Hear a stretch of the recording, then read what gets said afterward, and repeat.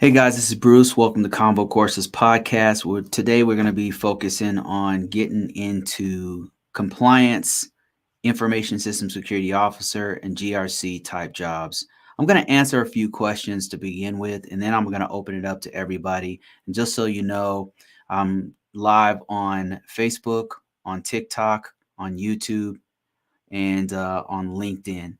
So I get questions from all of those. So if you see me switching back and forth between screens, that's the reason why. I'm reading people's questions and comments and stuff from the chat. So that's how we're gonna do it today. I start off with I went through a whole bunch of questions, and let me see if I can grab some of those on a little presentation that I started using as notes. I'm gonna switch on YouTube here, and I'm gonna kind of answer my first question here. They said, okay, they said, first of all, thank you for your skill set. Okay, great. You have a great skill set. And they said, okay, so this is a person who's coming from another country, and they said they have experience with ISO 27001, and they said, but most companies outside of the US are using ISO 27001. This person's in the US and they're trying to get into GRC. They said, okay, let me see if I can read the first part of their message. I think I cut off their message for some reason, man. Damn it. I did. Okay. They said, recently I moved to the US and I used to work as an information system security officer and I was running an information security program, and my focus was on ISMS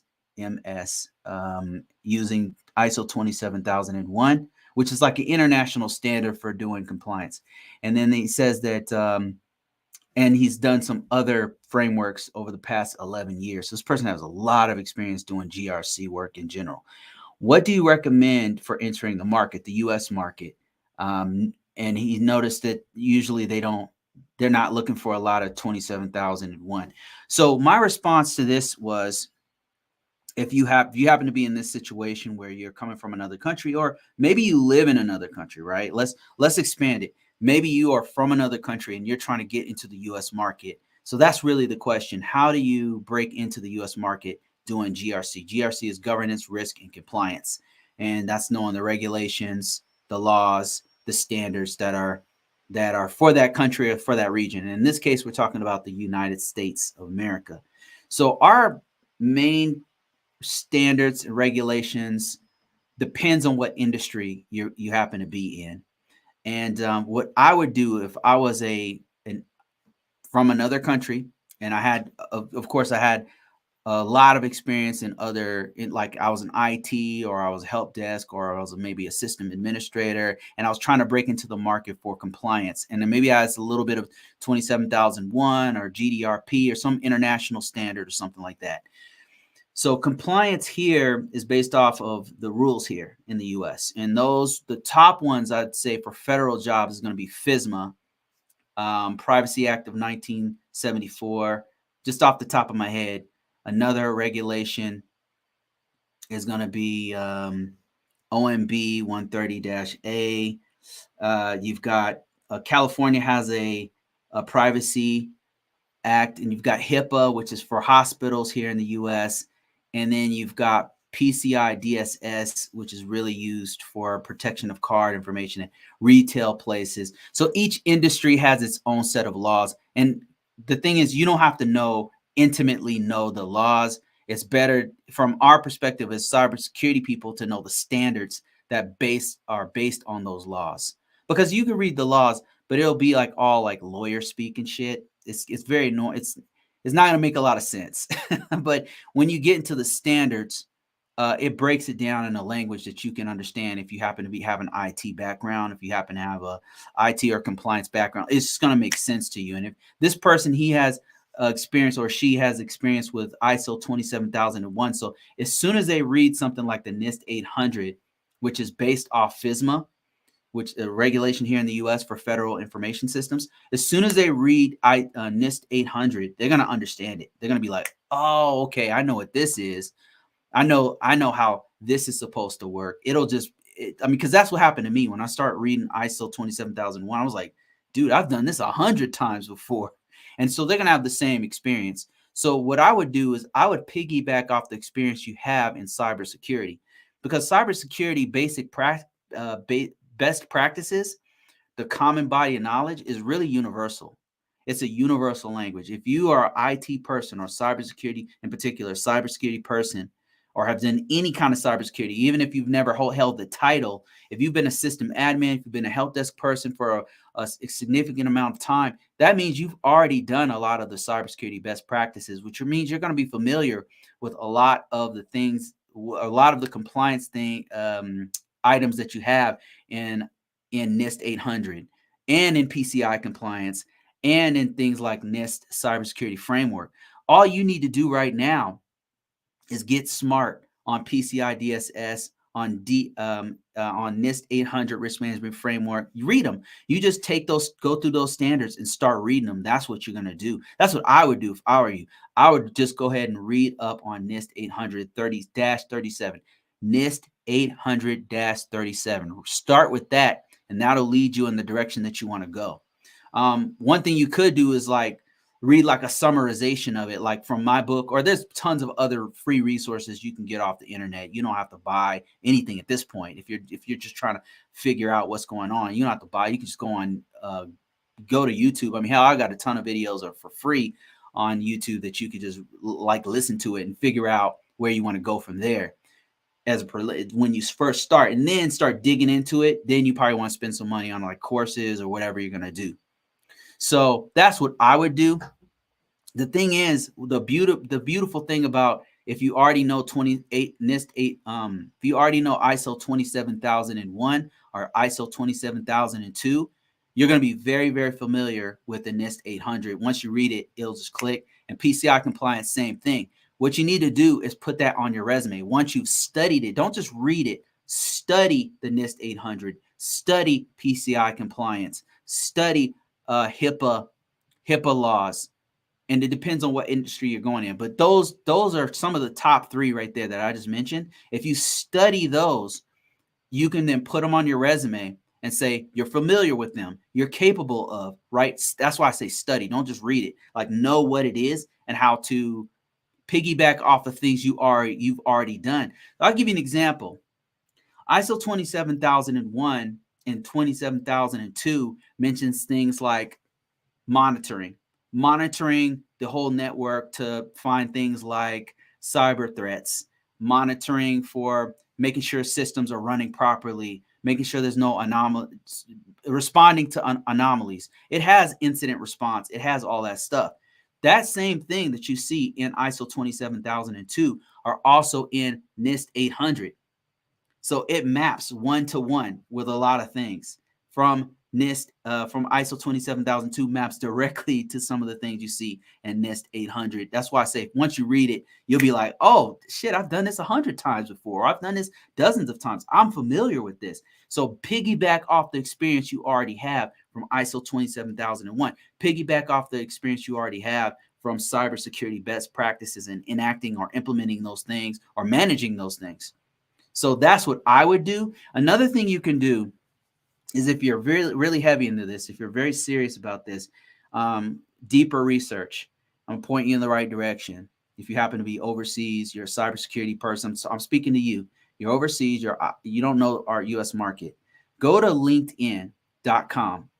The U.S. market is LinkedIn.com. What you do is search for what you want. Like, let's say you wanted to do hospitals here. Like, you wanted to be a compliant. You did compliance in Nigeria. You did compliance in Kenya. You did compliance in Japan, wherever, right? And so they have their own compliance. They have their own cybersecurity, but it's some of the same stuff. You know what I mean? Like, if you're securing Windows Active Directory, you're going to do the same shit in your country as you do here. Like, it's the same. But now you have to learn how to articulate it to our U.S. market. So here's what you do. Go to LinkedIn.com. Don't go to LinkedIn.in or LinkedIn, your own country, whatever. Go to LinkedIn.com. Look at the U.S. market. And if it's forwarding you to your country, search specifically for U.S. market, okay? Now, put in the search. Let's say you're doing hospitals. Put in, you could put in something like HIPAA. HIPAA. That's a U.S. standard, right? Now, you need to get smart on HIPAA, by the way. Like, if this is what you were trying to do, you need to get smart on that. Download some stuff, start reading about it, go buy some books about it. I promise you, once you start reading it, it'll just click. You'll just get it. You'll understand. You'll have done it before. So read that. So let's say you're in LinkedIn, you're looking in the U.S. market, type in HIPAA. You're looking for hospital jobs in the U.S. market. Now what you're going to do is look at people, and you're going to search through jobs. Why? The people are going to show you what kind of resumes, what you need to have on your resume. If you're trying to be a compliance person for a hospital in the U.S., you're going to see the kinds of keywords and key phrases and the stuff that people are putting on their resume, right? And what you want to find is the resumes that people have put it publicly, because some people don't put their resume publicly. So you can only see like their name or whatever, and only employers or whoever can see it. But some people like myself have put their stuff publicly. So you want to find those resumes to get those keywords and key phrases. And it's going to send you down a rabbit hole of what to learn and what to search for and things like that. Next, you want to look for jobs, HIPAA, and then look for jobs. So once you start searching for jobs, what you're looking for is requirements. Look in the job requirements and the job description, because that's going to give you more keywords into that particular market in the U.S. that's going to allow you to know what to study, what to put on your resume, what to be familiar with on your resume. So that's just a couple of tips for you to use. I mean, that's what I would do if I was this person. This person asked me a specific question. If you're here late and wonder what the hell I'm talking about, somebody asked me a specific question. They're coming from another country and they're trying to break into the U.S. market for compliance. And I'm just telling them how to get more keywords to transfer their skills of an international standard, ISSO 27001, to translate. How does that translate here for compliance? And it does. It absolutely translates, but they just don't know where to go. So I'm just telling them where to go.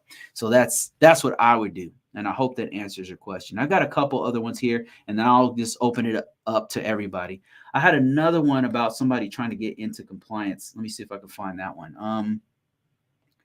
How does one start in this field? Okay, somebody asked, I had a video about compliance, and they asked me on YouTube, how does one get started in this field?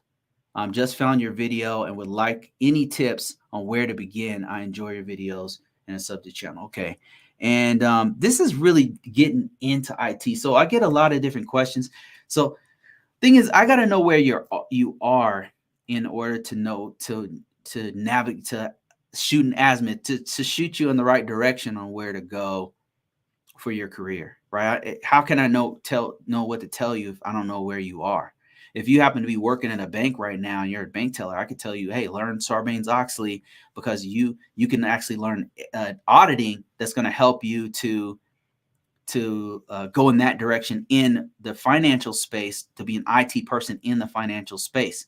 That's not to say that you're suddenly, suddenly get a job as an IT person in a bank, but it will give you a real good foundation, because you'll be able to build on what you already know, because you'll know some of the bank standards and some of the things that you guys do on your bank systems to secure it. And I'm saying you could build from there. Let's say you have no experience. Let's say you're out of high school. You're a sanitation engineer. You have no you're not into this field at all, but you want to get into cybersecurity. I'm going to tell you flat out and be very honest with you and tell you that you're going to need to, first of all, crack open some books. Before you even crack open books, you need to figure out if this is even what you want. Because a lot of people think that cybersecurity is one thing, but it's a whole nother thing. The very first thing you need to do is figure out if you want to do IT. Cybersecurity is based on IT. You need to know the common body of knowledge that's for information technology. That's the very first thing you need to do. I would suggest don't even spend any money. Go to YouTube, go to Facebook, and watch people like myself who are help desk people. Like, look for IT professionals and listen to them talk, because you might not want to do this, man. You might be like, nah, this is not for me. This is not something I want to do. I want to be a engineer. I want to be a scientist. I want to be a mathematician. IT is not for me. So first, do your homework on whether or not you even want to do this, right? First of all. Now, let's say you watched a couple videos about IT from IT people and you didn't fall asleep. And you're like, okay, yeah, this is definitely what I want to do. This is the kind of career path I want to go on. This is a really lucrative path for me. I know I can hang with it. It makes good money. It's the job market's hot. It's very stable. It's recession proof. It's location proof. I want to do this, right? Okay, you made up your mind. Now you need to learn the common body of knowledge for IT in general. And this is where the actual study comes in. This is where possibly buying some books comes in. That's where you will start. You want to spend you could spend $20 on a basic book on information technology. You want to start investing time, money, and energy into creating labs on your system. Now, if you have the resources to do it, I would highly suggest you go to college. I would highly, and this is antithetical to what other people are saying, but I would highly encourage you to get a degree, like aim for a degree and aim high for an engineering degree or something like that. Like go for a computer degree. All right. And the reason why I say that, if you can do it, if you have the resources to do it, is because it's going to give you the time, it's going to give you the personal network, and it will inundate you with information about this field of information technology. And it's going to give you time to kind of develop as a professional and give you time to learn the full body of knowledge. And what college gives you that you won't be able to find on your own is they'll give you more context than you'll be able to do on your own.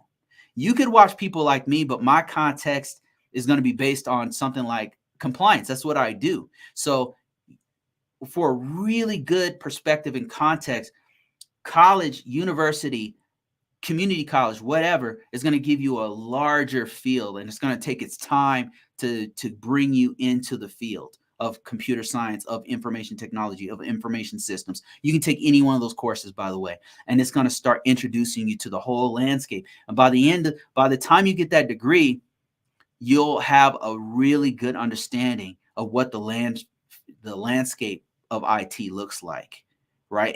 And by the way, while you're doing that, you could be getting experience. You could be a working student. You can be doing side jobs, side hustles, doing IT stuff while you're getting your certification. You could be setting up labs in your own house. You could be working on certifications. So you can walk away after a year or two or whatever type of degree you get, depends, associates, bachelor's, whatever you're trying to get.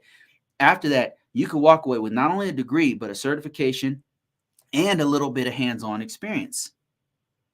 So that's why I say it's a really good idea to get a degree. Now, if you don't have the resources to do it, you don't have the time, you're a single parent like myself, and you have 2 kids, 3 kids, whatever the case may be, but you're trying to level up, right? And I understand your struggle.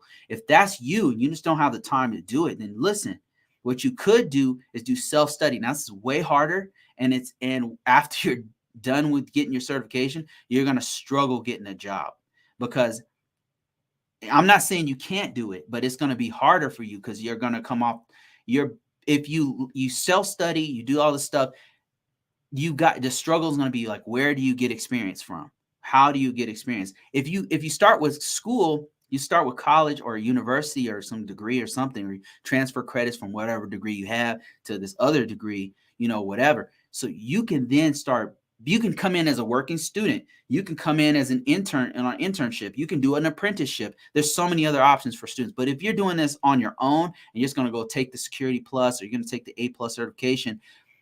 So the next thing is like, okay, well, where do I get experience from? Internships are usually for people with degrees, or people students working on a degree. So now you got to figure out, okay, I have a Security Plus now. What do I do? I mean, you're going to have to be creative. It's a couple things you can do. You could start a project and put that on your resume. Complex projects like setting up a network at a public, at a nonprofit organization or something like that. Setting up your own freelance organization, your own LLC, your own business, and doing local jobs and putting that on your resume, that you set up X, Y, and Z network, or you secure this or that network, or you could put that kind of stuff on your resume. But that is not going to go as far as actually working for large companies or small companies or whatever. At some point, you're going to have to work you're going to have to get your feet wet and get into a company and start from the ground up, just like all of us do, right? At some point, somebody's going to have to take a risk with you and say, okay, You're going to come in, you're going to be a help desk person. We're going to do on-the-job training. We want you to work on these systems right here. Here's what you're going to be doing. And you're going to have to do that kind of stuff, like local field tech, help desk stuff, right? And this is if you did your own homegrown labs and you did self-study. Some organization's going to have to take you under their wing and allow you to work on there and trust you to work on their networks. And this is help desk. So we're not even talking about cybersecurity yet.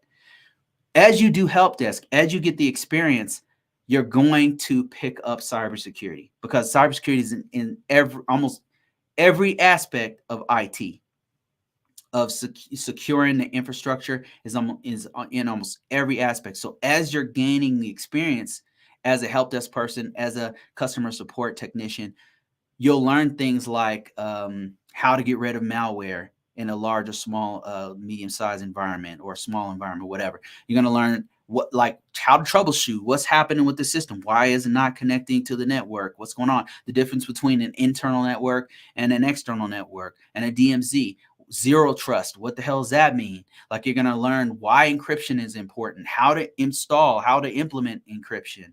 What happens if a system gets wiped out and there was no backup and then you couldn't restore it. Like, what happens? Like, what happens with that? You're going to get hands-on with all that kind of stuff. So how do you get into this?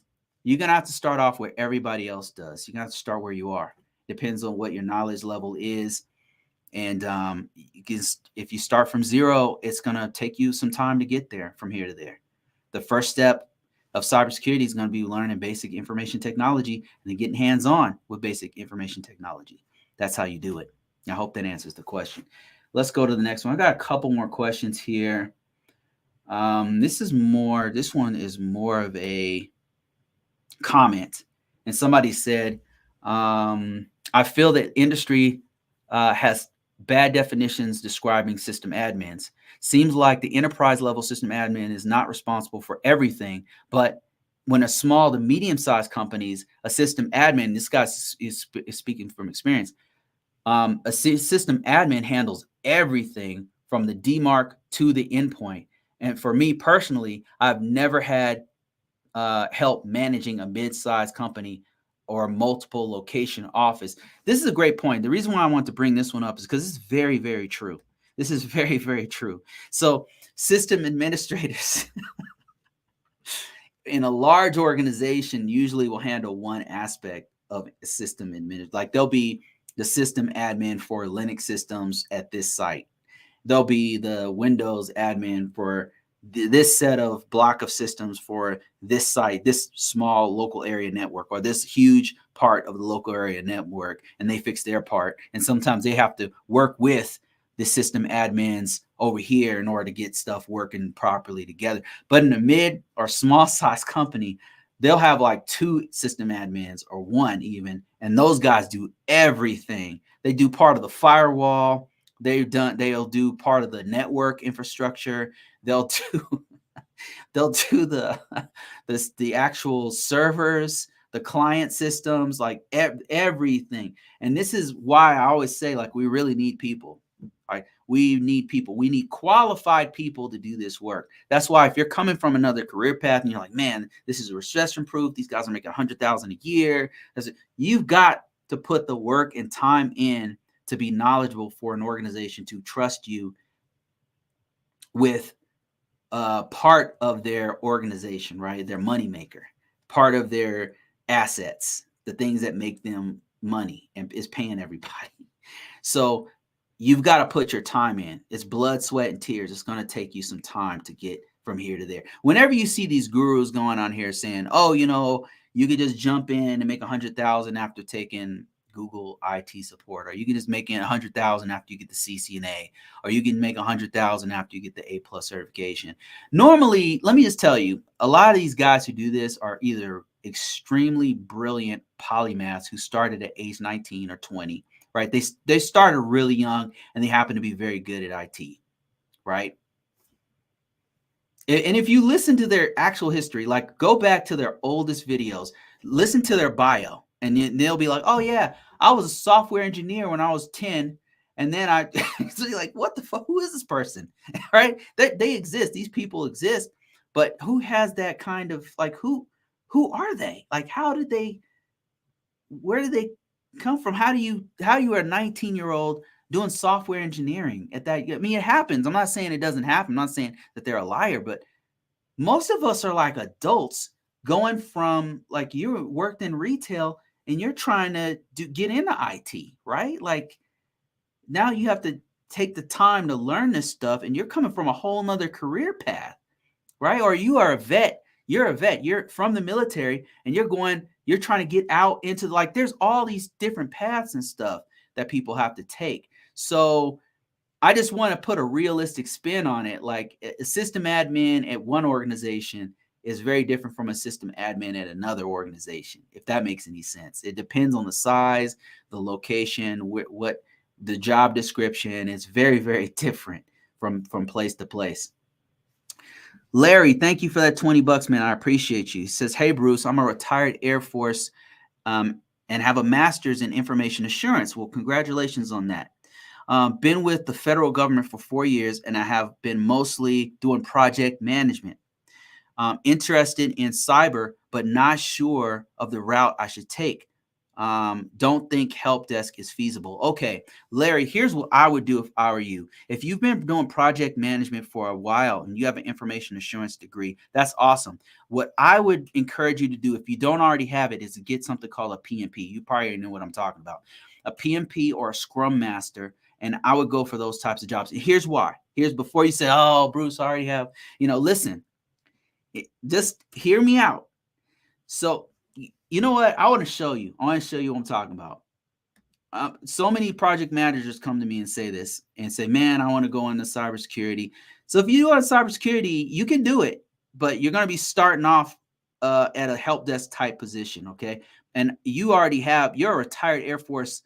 You're a retired man. You are a leader of men, right? You are a leader of organizations. You have handled billions of dollars in assets, and you're going to be working at a help desk. I'm just saying there's other options for you, and I want to show you what they are. If you already have project manager experience, let me show you what the possibilities are. So first of all, project manager salary. Let me start off there, and we'll expand it from there. And I could be wrong. This is just one man's perspective on this. I just want to show you different possibilities that you might want to consider before going into IT and starting from the bottom. So, okay, project managers in my local area don't do well, but this area is a low cost of living. So let's look at I don't know where you're from, but let's look in the DMV area. So in the DMV area, project managers average salary is 130 to 174. And you might be thinking, well, that's not that much money. Okay. Let's look at a PMP. A PMP. So you're looking at a salary like based off of your experience level, starting in this. Okay, let's get some average numbers here. I want to get some average type numbers to get you an idea of where your range is at. This is a PMP. If you have a PMP and you live in this area, Washington, D.C., then here's the base salary of a PMP. Now, if you can't see my screen, if you're just listening to me or you happen to be on TikTok, what I'm looking at is an average salary of $179,000 in Washington, D.C. for somebody with a certification called a PMP. And then there's another certification called a Scrum Master. So if I were you, Larry, what I would do is I would capitalize on the experience that I already have from my leadership roles and from my already doing project management. I would lean into my PMP. And if you already have a PMP and a Scrum Master and all that kind of stuff, I would say focus in on your resume. I would say tighten up your resume and go for bigger jobs and think about moving to another state if you have to, if you must. Think about that because they're paying a lot. Another thing you can consider doing, Larry, is working from home. There's work from home PMP positions that are going to pay you, like live in a cheaper place. Let's say you live in the cost of living of Omaha, Nebraska is much lower than Washington, D.C. You could live in a place with a lower cost of living and make 140, 150. That's what I'm doing. Make 140 working from home in Omaha, Nebraska, but the company you work for is paying you like you're working in DMV. That's what I've been doing for the last 7 years. So I'm doing all right. You know what I mean? Like, I'm not making $200 billion. Like some of these dudes, they're making 200,000 a year, right? But they're living in Virginia and they're living in Washington, D.C., or they're living overseas. I make about 130, but I live in a low cost of living environment. So I'm doing okay. You know, I can afford my groceries. I can afford my home, my mortgage payment. I can afford, like, it's not breaking me. As a matter of fact, I have enough extra money to where I can afford to do other extra stuff on the side. I can do other investments. I can try other things. I have expendable income where I can just mess around with things like real estate. And so I'm just giving you a couple different options. If I were you, Larry, what I would do, I'll give you another option to do something else too. But I'm just saying, like, you should use your Air Force leadership qualities, which it sounds like you're already doing. Use your 4 years of experience doing project management. Whether you hate it or not is irrelevant. Okay, make money. It doesn't make money. Okay, so he said, thanks. I'm in New Jersey, working from home since COVID, previously in DC. Okay, so you know the deal then. So a couple of options for you, knowing this new knowledge. Maybe consider, maybe this is not an option, but let me just throw some stuff out there. Let's just spitball this. Move to a place, you can, if it's possible, move to a place that has a more comfortable cost of living, right? A couple places probably pop up in your mind.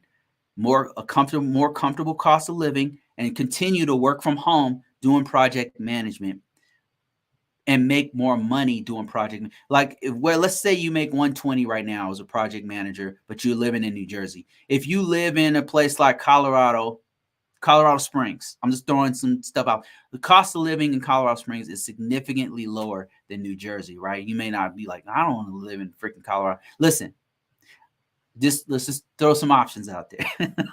That's just one place. That's not everywhere. So you could be working from out of DC, Virginia, Washington area. That's what I'm doing. And then living in a lower cost of living environment. Focus on and making more money. So here's how you do it. Get the PMP if you don't already have it. Get the Scrum Master if you don't already have that. And then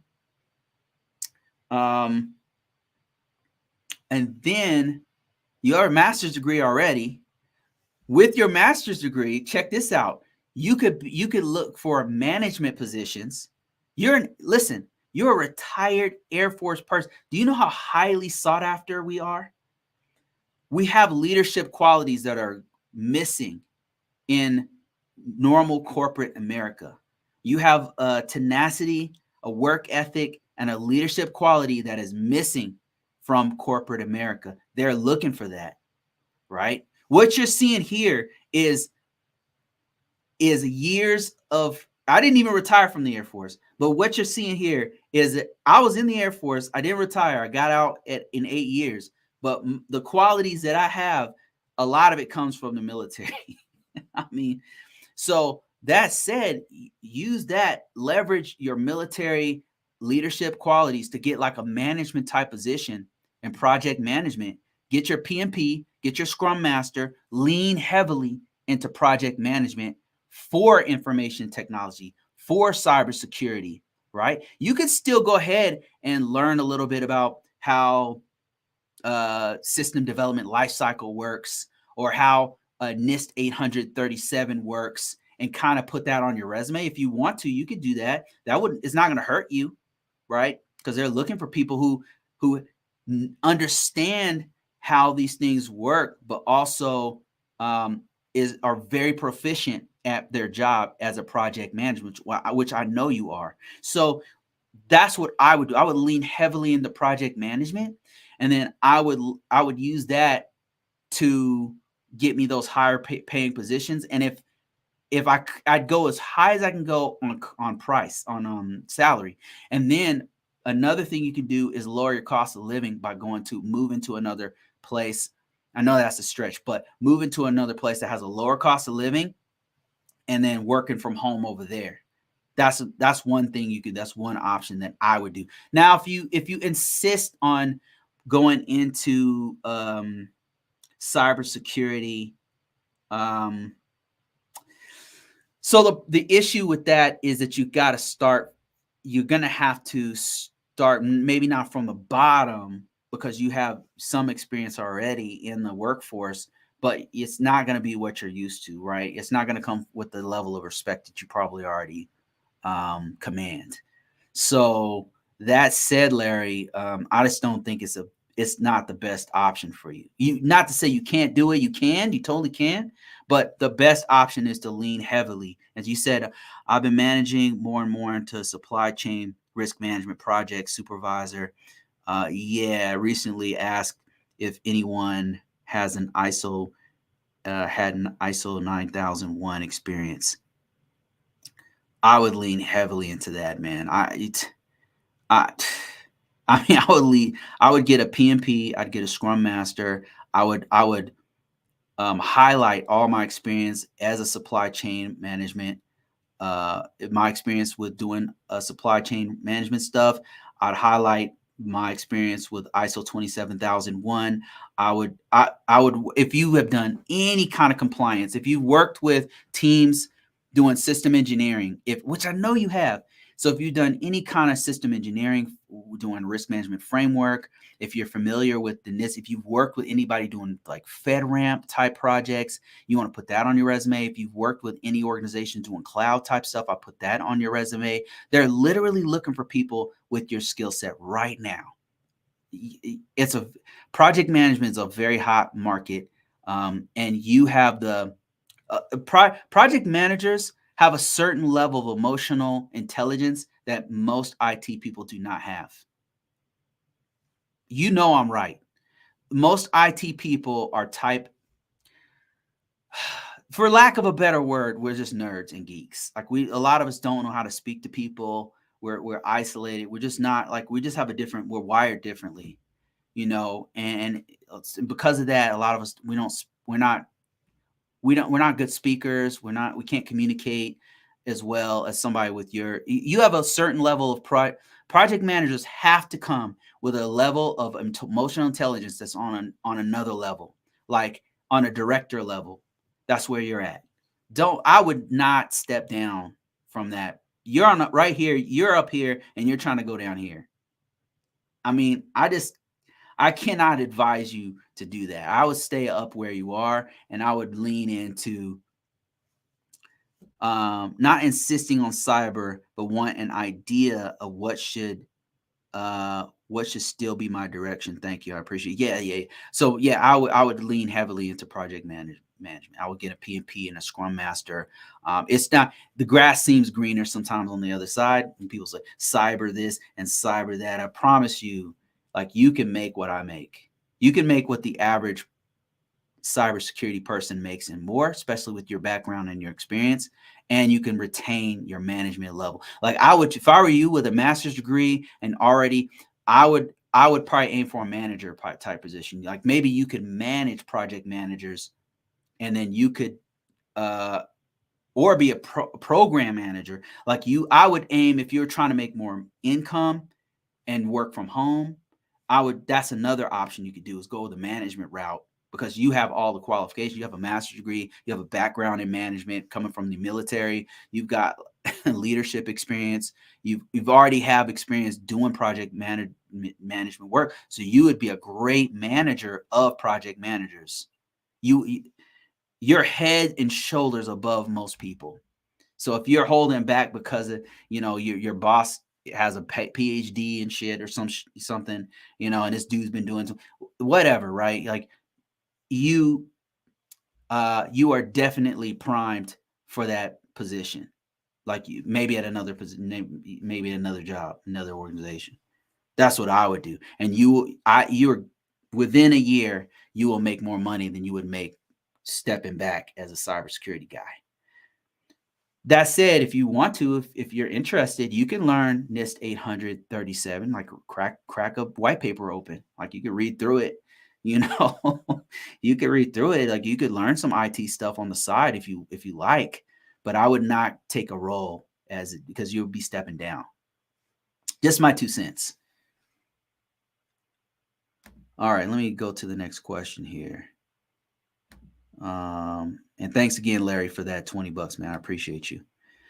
Let me see here.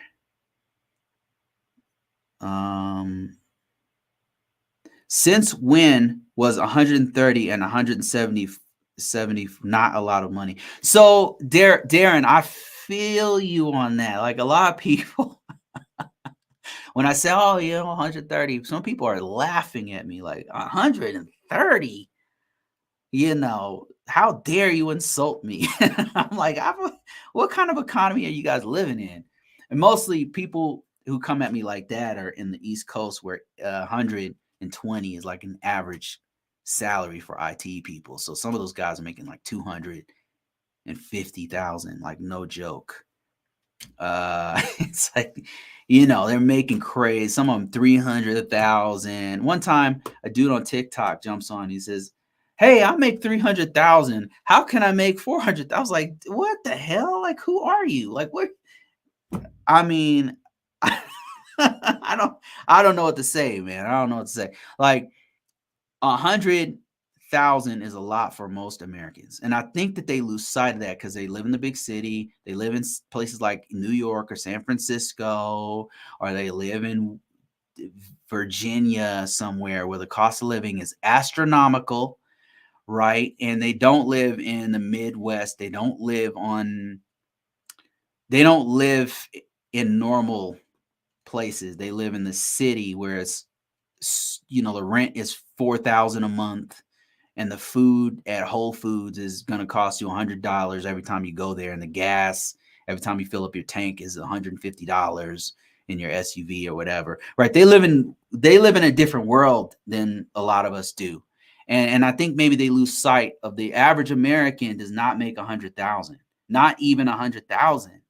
Like the average person in the U.S. makes about 60, if that, and the household might make 70, maybe 75 or 80, maybe the household.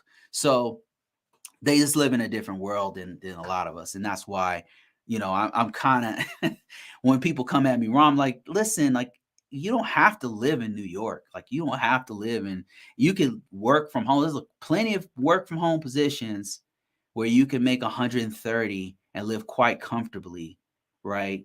Maybe your Whole Foods is not walking distance from your freaking house or whatever, but it's, you got it. I don't know. This is my 2 cents. I don't, what the hell do I know? I'm just some freaking random guy. Okay.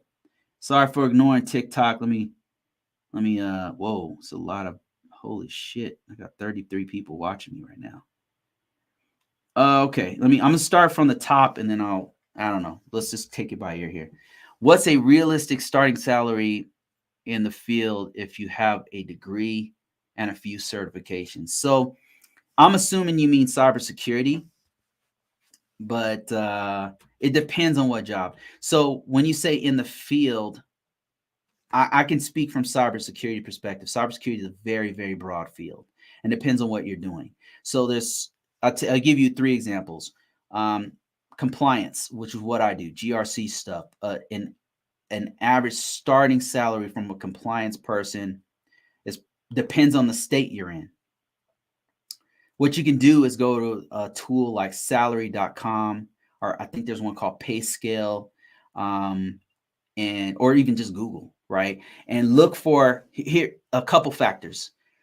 The job title, be very specific with the job title because that's going to affect the salary. And then look at the location. And then, of course, another factor is how many years of experience do you have or not. And let me just give you an example. Like I was just looking at a project manager job, and what they do is they give you a range of amounts of salaries that people typically make. And if you look at the beginning of that, that's typically a beginner. That's usually a starter. Let me see if I could switch my screen here TikTok to show you guys what I'm talking about. So this is the range that I'm talking about right here. Let me see if I have the screen here.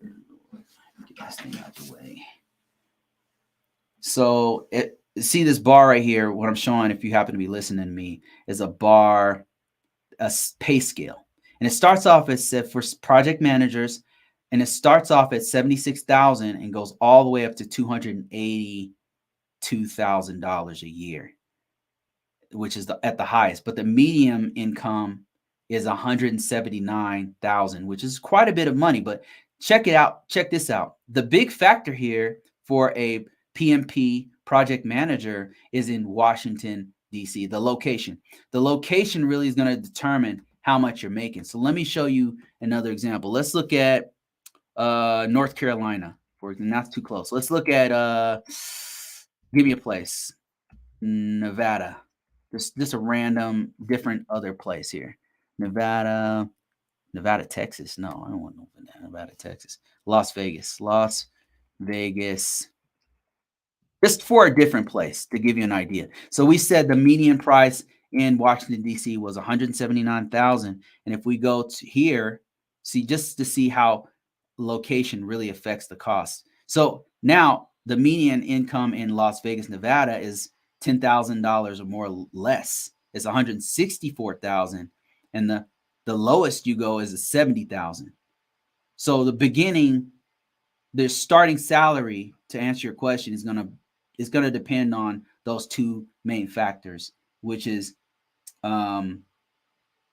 what job you're actually getting, the job title itself, and then the location. Those are two huge factors to determine the starting salary of any position. So that's why, like, some people get confused. Like when I say 100,000, they're like, 100,000 not that much, and they live in like DC, and so for them it's really not that much. The average person makes that amount. Postal workers make about 100,000, right? And it depends on where you're living. Cost of living really impacts where you, like, how far that money will go. So let me see here. I got some other questions. I'm gonna go all the way to the bottom of TikTok. Let me just all the way to the most current. Can you answer my question, please? What's the website? I just learned Python. Can I get a job? If I can't, which one? I just learned Python. Can I get a job? Probably. You can probably get you could probably get some work on like Upwork. If you know Python, go try Upwork. Try what's the other one? Fiverr. You can get some like side gigs writing Python scripts. If that's all you just know Python, you didn't give me context. I'm just like spitballing, right? Upwork, try that. Try Fiverr. That'll get you some quick cash if you're trying to get like a job, like a career. Well, I mean, still, if you can get some work on doing Fiverr, doing scripts on Fiverr and things like that. I think as a programmers these days are relying heavily on like portfolios of what they've written before. And you can do what's that site called? There's a site where a bunch of software engineers, I'm not a software engineer, so bear with me. Bunch of GitHub, like a lot of software engineers, what they'll do is build out their resume and what they've done and the code that they've written on GitHub. And then they'll like give out code for free. Like they'll write scripts and then give them out for free. And then that way, when an employer says, well, we need somebody to do this Python code for this gigantic project, you can be like, well, my GitHub is here. Check out my GitHub. Look, this is my work. That's another thing. I'm not a programmer, so I'm kind of just throwing ideas out there. So I hope that helps. GitHub. Yeah, thank you. Thanks, Ed. Appreciate you. Let me see. What is the best website to apply for RMF ISSO jobs? It's just common. the main sites that you do for IT, which is like dice.com. It's probably the best tech one in the US. Depends on the country as well. Every country has their own top search aggregators. But in the US, dice.com is one of the top tech sites. You want to put your resume there. Another one would be LinkedIn, of course.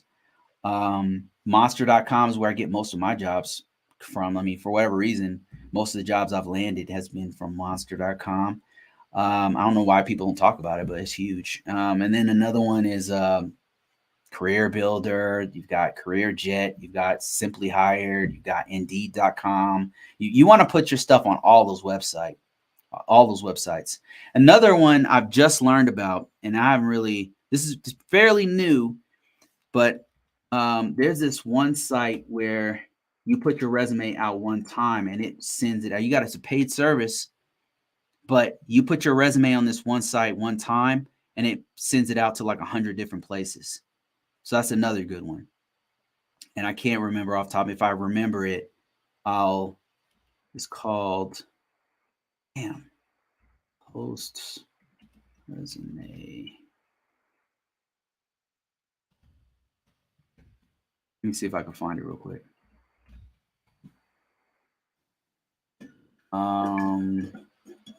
It's fairly new. It's a whole nother concept, but I've been seeing it on TikTok appear quite a bit. I'm not sure if it's an AI. I've been thinking about trying it.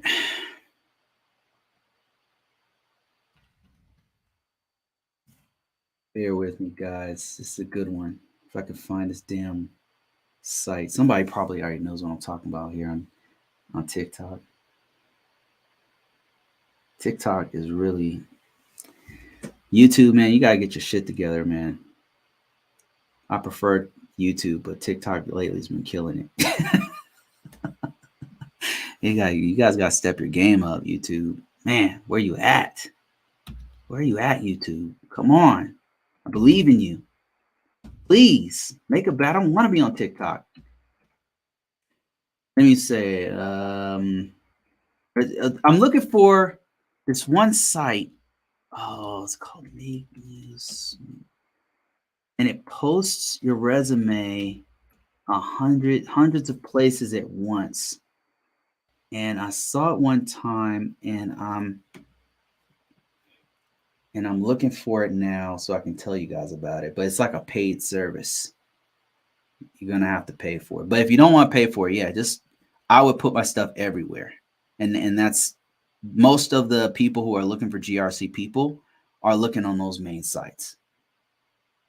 They're looking on those, they're posting their jobs on those main sites, and they're constantly looking for us on those main sites. So unfortunately, I can't find the one site that blasts you out to everybody. And I apologize. Maybe during the course of this live, I'll find it. But I got to keep moving because I got a ton of other questions and stuff popping up. All right. Kobe J says on YouTube, which of your books would you recommend for someone who wants to become an ISSO? So first of all, if you guys didn't know, I'm a published author, and I've got a ton of books, mostly on cybersecurity compliance. That said, my books are not for everyone. So if you are brand new to this field, and you don't plan on like deep diving in this, unless you're just doing it for research or you're just reading it for fun, I mean, then by all means, go to Amazon.com, link in description, and type in Bruce Brown, RMF.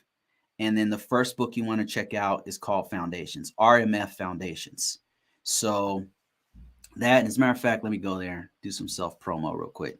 This video is sponsored by Convocourses, Amazon.com, and then I'll just type in RMF ISSO Foundations. It's a short read.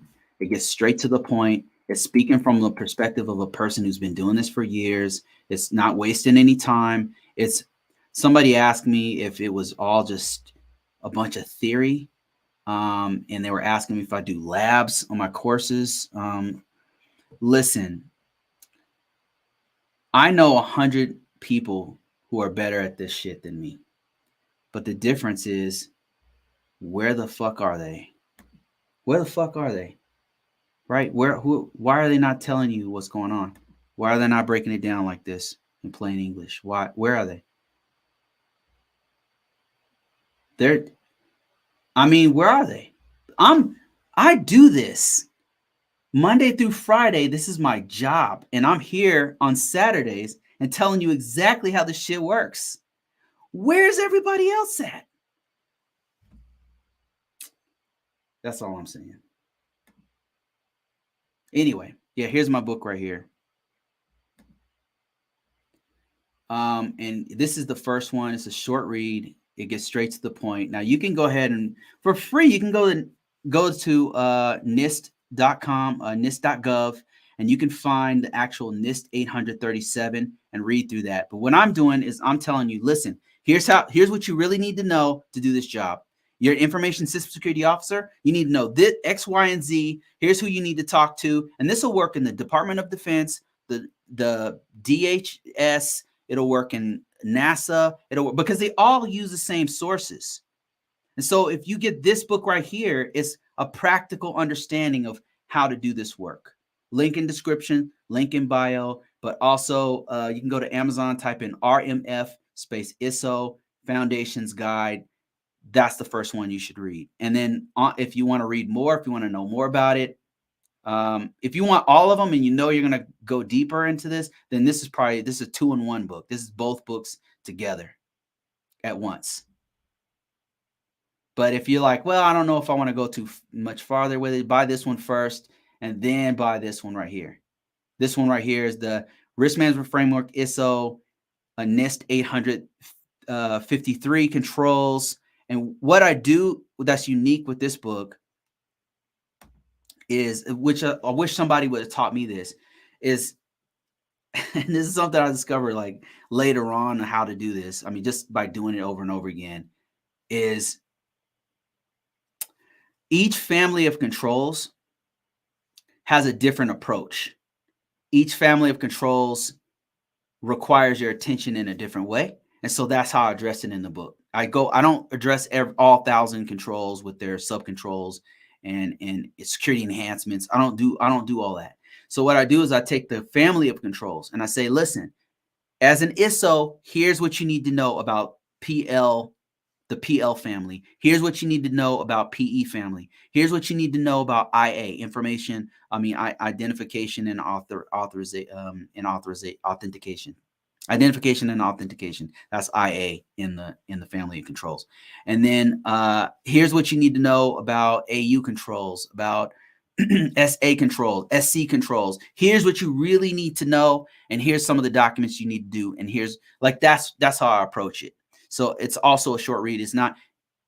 I'm not trying to replace the NIST 800 series of books. I'm just saying, from a practical perspective, here's what you really need to know.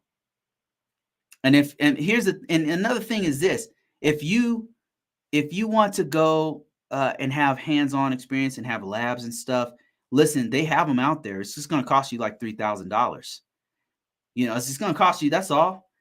It's just going. That's all. I mean, if you're willing to drop three bands on that, something I could teach you in 8 hours for $300. I mean, be my guest. You know what I'm saying? I mean, hell, I might charge 3 bands soon, just so you know. I mean, it sounds like a lucrative thing to do. Let me see. I interviewed for a junior role and I was asked experience questions. Any advice? What kind of job was it? I don't know, what kind of job it was, but I could tell you this, sir. For somebody who doesn't have a lot of experience, what you want to do is explain to them that you're eager to learn. Like if they ask specifically, I see that you're applying for this help desk job, but you don't have experience. Like what experience do you have in it? You just be honest and say, well, my experience is only on projects that I've worked with, on labs that I've done, or projects I've done in school. I've done this, I've done that. However, I'm really excited to work for Ernst & Young. I'm really, really excited to work for your organization, and I'm willing to learn. I'm anxious to get in and learn. So what you want to do is tell them, like, you want to learn. Like, sometimes the arrogance of some of the folks that are interviewing and how much they know and how they're going to elucidate how much experience and all that kind of stuff that they, sometimes the arrogance drives employers away, and they just want somebody who's willing to get in there and work, not complain. They are anxious to learn. Like, I've interviewed people myself, and I'm super inspired when a young dude comes in there, or not even young, like anyone comes in and they're excited and they're a geek and a nerd and they've been reading this stuff constantly and they're excited to get in there and just attack a problem and want to learn about network engineering. They want to learn about, and I'll tell you this, when I got out of the military, as a matter of fact, this is a long time ago. So I got out of the military, like, I'm afraid to say the it doesn't seem like a long time ago when you're old like myself, but I got out of the military in 2003. Damn. Oh my God. Anyway, so I got out in 2003, and the first job interview that I had on the outside was with somebody who became my mentor and somebody who is still a friend of mine, and stayed over my house like last year. So this dude, here's the impression I had. I got out. It was my first interview, and I had all my experience was from the military. And by the way, these guys wanted me to have a Unix experience on some version of Unix I'd never used before, like IRIX or some shit. I'd never even heard of it at the time. They wanted me to have levels of networking experience I didn't have.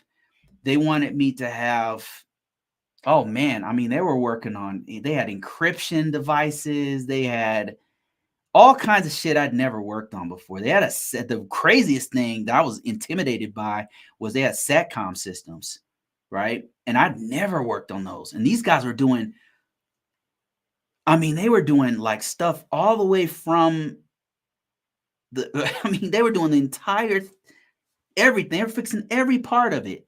And I came in there and I was doing the interview, and they were asking me, have you ever done SATCOM before? I was like, no, sir, I've never done that before. They were asking me, have you done IRIX? I was like, no, sir, I haven't, right? Have you ever done routing protocols such as open shortest path first? And I'm like, no, I said no, but here's the thing. I'm really, really excited to work for Northrop Grumman. Like, this is my first time out of the military. Most of my experience, I have done some networking, and I've set up networks myself. I've been working on this for quite some time, but I'm really anxious to learn about SATCOM. I really want to learn it. And they were impressed. They were impressed that I was excited. And later on, when I got the job, the guy who became my mentor, this dude taught me one-on-one. He says, man, we had interviewed like 10 other people. And he said a couple guys came in here and they knew more shit than I did. They were like really good. He said, but what excited me about you is that you were willing and excited to learn. He said, that's why I hired you. Of course, I was smart on the router. Like, they had Cisco routers. I was smart on that. So they had me sit down and do my thing. Like, I knew how to do basic router stuff, and I knew some basic Unix stuff, but not a lot. But I was excited to learn, and I was willing to listen to my counterpart. And because of that excitement in learning, they hired me over some dudes who knew more than me, who had master's degrees, who had bachelor's degrees, right? And all this kind of stuff. So even though you don't have experience, that's one of the things you can do is just express to them that you want to learn and you're excited to learn, work in this company. You're like, man, I've always wanted to learn and work in this company right here. I'm so excited to get in this field. Express that to them, and sometimes that'll land you the job, because that worked for me. and I was genuinely excited to learn. And when I got in, it was like I was like a kid in a candy store. I got to learn about firewall. I mean, I learned how to not only manage firewalls, but how to set them up. I learned different routing protocols. I learned stuff about routers that I'd never learned before. It was like I was a kid in a candy store. Now the SATCOM stuff was really above me. Like I never grasped that. But some of the other stuff I did, and I was so excited, to do it. And they were excited with me every day. My mentor, the guy who became my mentor, we would just sit in there. We'd be all excited, like what we were putting together and everything. And I learned more about it. And it was really cool. Like, so that's one of the things you can do if you don't have experiences is tell them, listen, I really want to learn this. Put it on your resume. Excited to learn to work in X organization, excited to learn in X industry. And then when you get in that interview, nail them with that excitement. All right, let me see here. Armani says, you're right, Bruce. That's how I was able to figure it out. Your books and knowledge. Oh, man. Thanks, man. I appreciate you. Does cybersecurity or network admin have more coding? Which one has more coding, cybersecurity or network admin? Or does compliance have coding? It depends on the job title. Okay, so there are some compliance jobs that require you to have some scripting. There are some network admin jobs that require some scripting. Cybersecurity jobs that require some scripting. So look at the job description. But in general, for the most part, in all the jobs I've done for compliance, speaking of compliance, no, most of them don't. I can't even think of one. I've never, as a matter of fact, not even once have they asked for me to have code experience or even scripting experience. Compliance, of those three, compliance has the least amount of the least amount. Network admin and cybersecurity really, that's a very broad term. So it really depends on what you're doing. So some of them do. I know that cybersecurity analyst work, which I did for a couple of years, they prefer somebody who knows scripting, like things like Perl or Python, or like scripting was really helpful.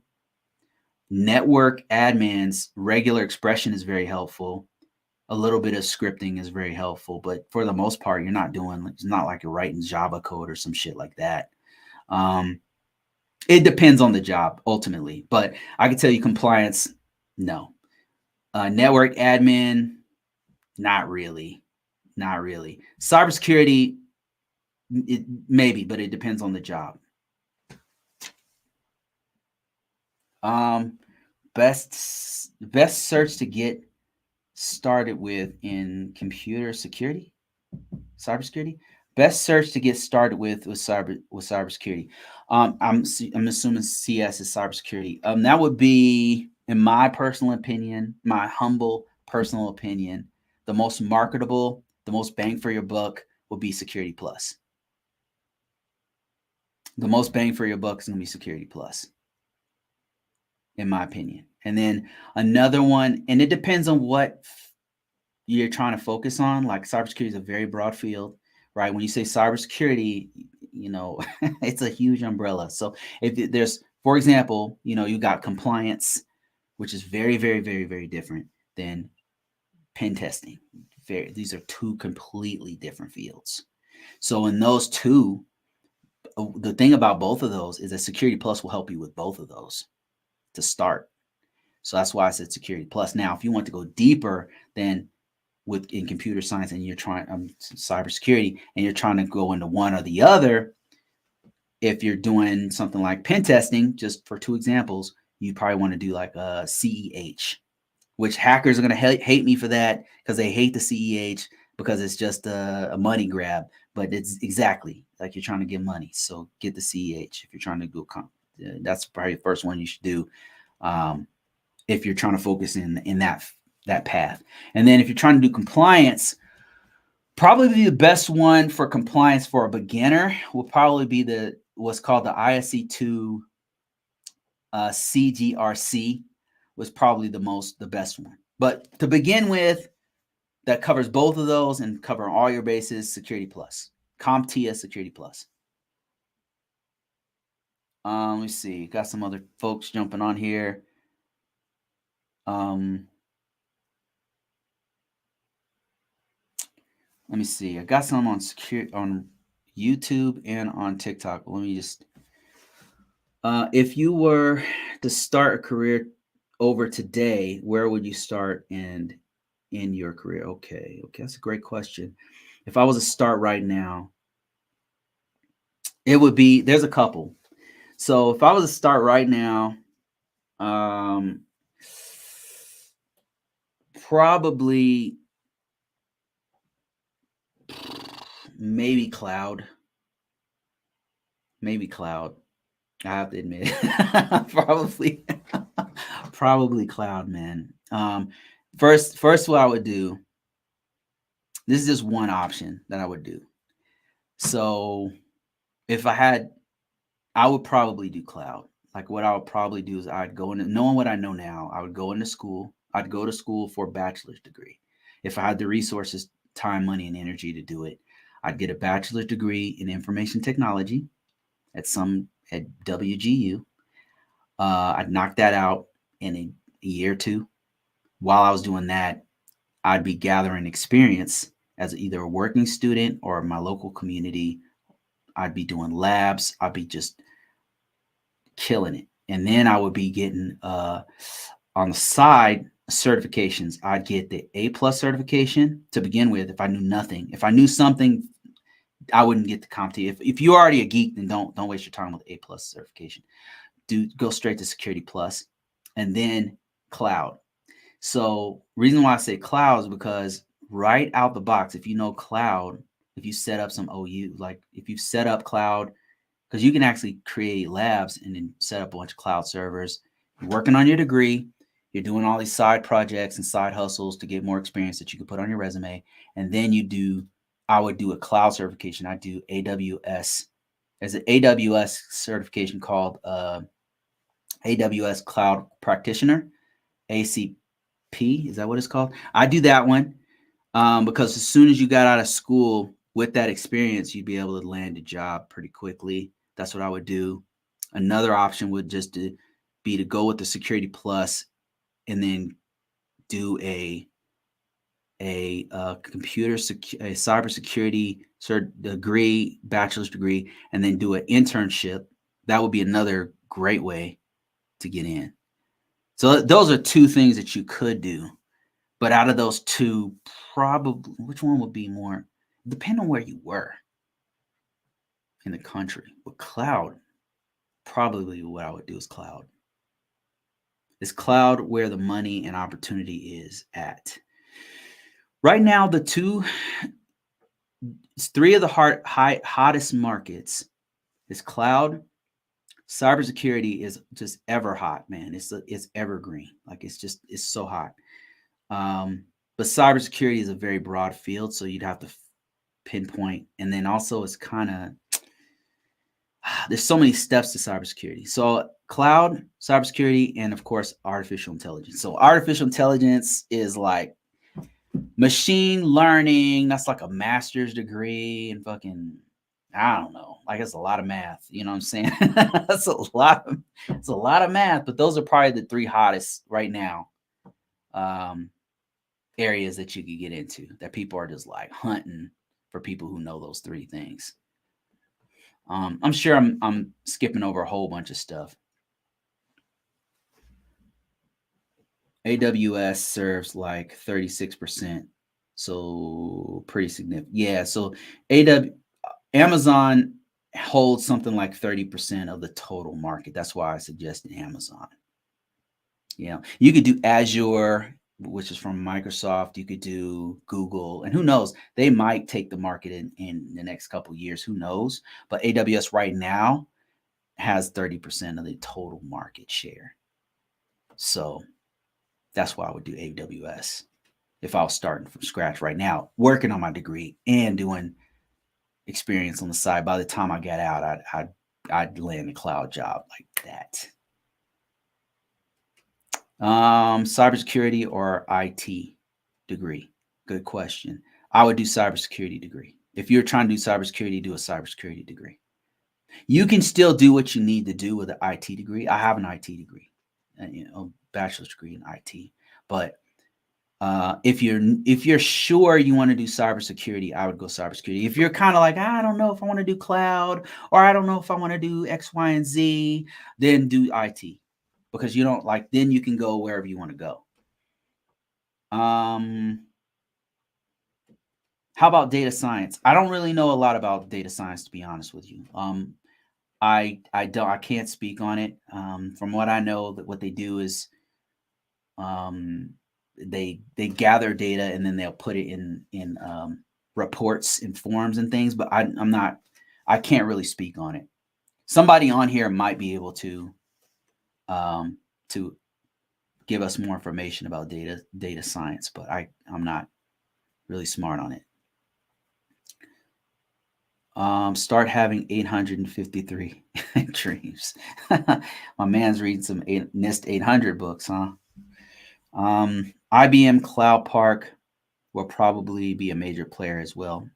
It's on the list of, it's part in the US. It's in the top 10, it's in the top 10, but the top 3 in order is Amazon with about 30%. Google and Azure, I think each have like 8% or 4%. I don't know which one's the second or third, but those 3 are the top. But I know Amazon's the top for sure. And then in this Azure, Microsoft, and then Google. And then who's after them? Is it Oracle? Salesforce? It's like some weird one, like obscure Salesforce or Oracle or something like that. IBM is somewhere on top 10, but as a matter of fact, let me see. Market share of cloud providers. The reason why this is important is because the market share of cloud providers is also going to determine where the work is, what certifications to get. Yeah, so AWS is 32%. Somebody nailed it. 32% of the market. And then Azure is in second place at 22% of the market. Google's at 11% of the market. Alibaba, is mostly in China, is 4% of the market. The total world market, by the way, I believe that's what they're talking about. IBM is 3% of the market, so it's in fifth place. Salesforce and IBM are kind of tied for 5th place. And then Oracle is like 6th place, and then Cent Cloud, which is also exclusively, mostly in China, I should say, at 2%. So that's the market. That's why we were like, which one should you do and all that kind of stuff. Let me answer some more questions on YouTube real quick. Before I answer that one.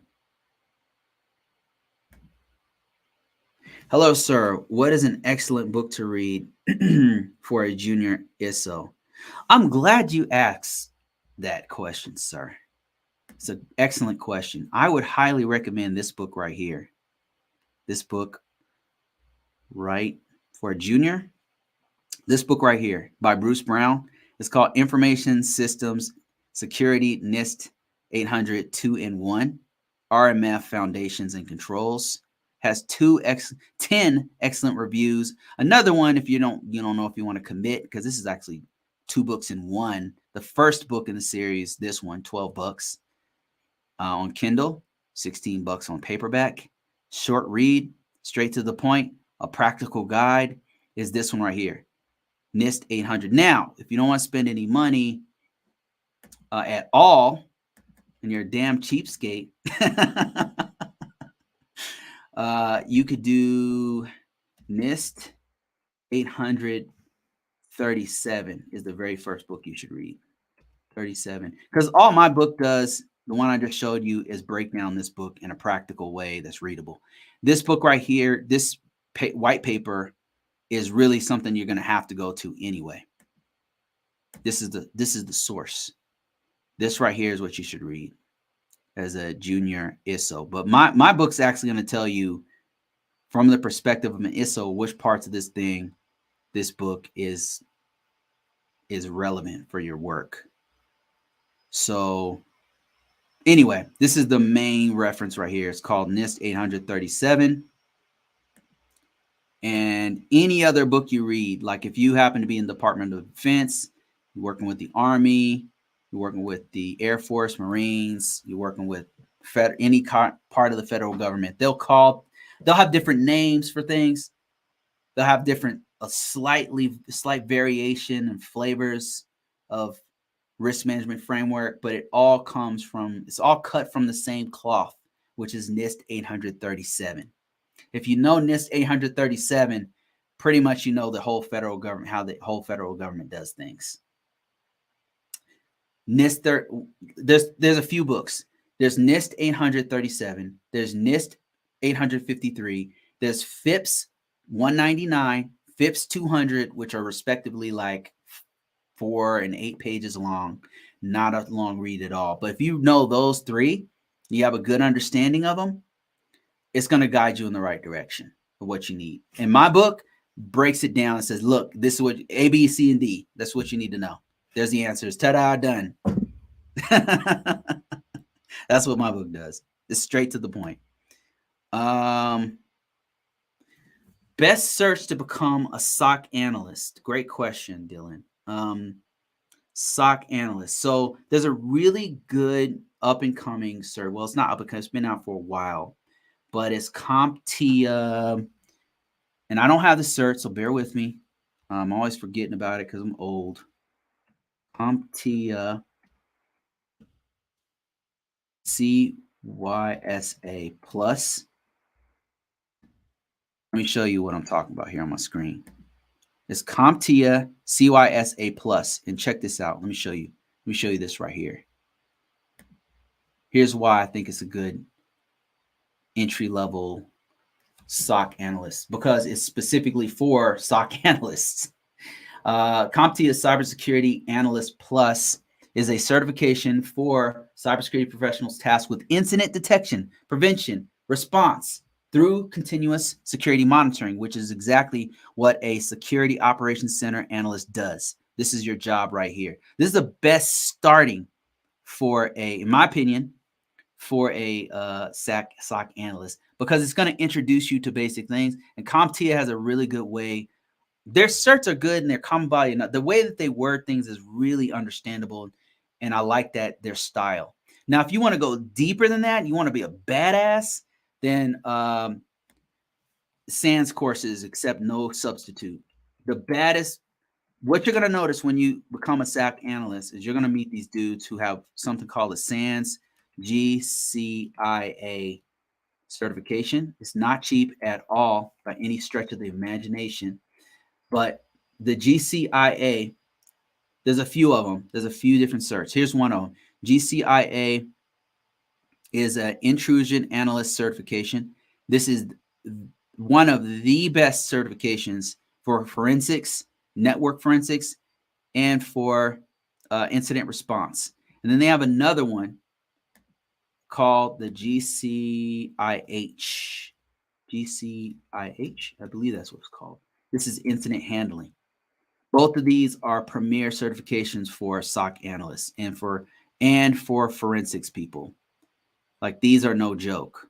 And they're highly sought after. So these are high level positions that are wanting these types of certifications, like high level Department of Defense, high level federal, state organizations, high level international, Fortune 1000 companies or whatever are looking for these kind of certifications, GCIA, SANS certification. But to start out with, I would say the CompTIA CYSA, because it's not going to break the bank. It's not going to be too expensive. It's an entry level thing. I'd say that's a good one to have. Just my 2 cents. It's my opinion. Because what happens with certifications sometimes, if they're not marketable, you get the certification and you're not like really using it. This is coming from somebody who has a lot of certifications compared to a lot of people. And some certifications I use all the time on, like, they'll be on my resume. There'll be people ask me about it. They'll be like, hey, is this certification updated yet? Like the CISSP, that one's like, it's highly sought after. I use it all the time. Like right now, the company I work for is like, hey, did it expire? What's going on with it? I'm like, damn, like I got to do my CPEs and shit. I don't want to do that certification over again. And that one's really good. Security Plus is really good if you're entry level.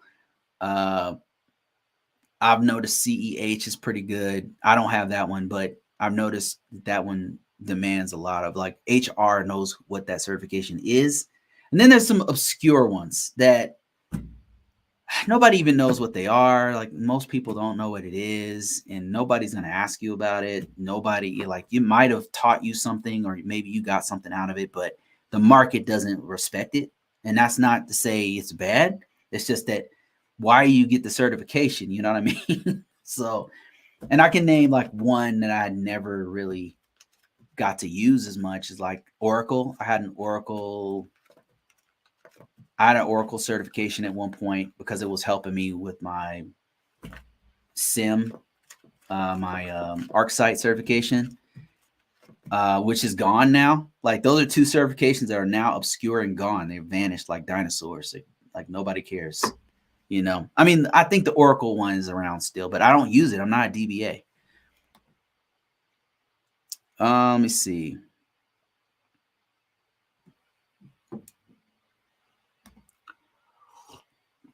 And Dylan says,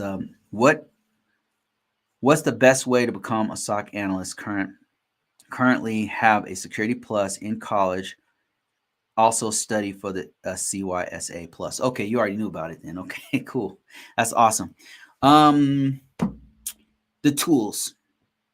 So I used to be a cybersecurity analyst, and man, it was so fun. I was in a SOC. It was one of the most rewarding, mentally rewarding jobs I've ever done. It was so fun. I got to be around all these really smart technical people, met some of the smartest people I've ever met in my life. Was very interested. A large environment. It was super volatile. I learned so many things. It was so fun. And the tools, though, is what you want to start learning. Scanning tools is a big one. Any kind of scanner that you can get your hands on, get some experience on that, and then put it on your resume.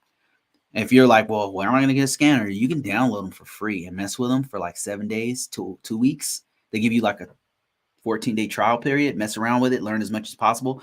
Go online and watch videos that walk you through it. So tutorials on how to navigate it. And then once you're done with it, be like, capable of using Nessus, Tenable Nessus, whatever, you know what I mean? Like you could do that.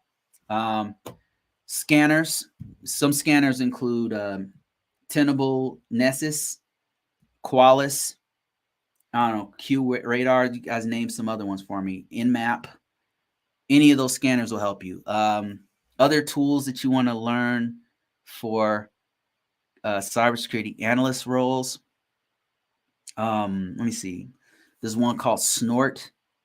There's one called Snoop. These are applications that are free to download that you can mess with. You want to probably know the MITRE attack framework. MITRE attack framework. Research that. It's all free. Like you can literally go online and find it and then start reading about it. The reason why I say that some organizations use that. There's terms like kill chain that you want to be familiar with. Let me show you MITRE attack framework. This site right here. This little attack matrix. Like read through this. This is telling you the tools, techniques, and tactics that criminal hackers will use to exploit networks. So that's one you want to get familiar with. What else?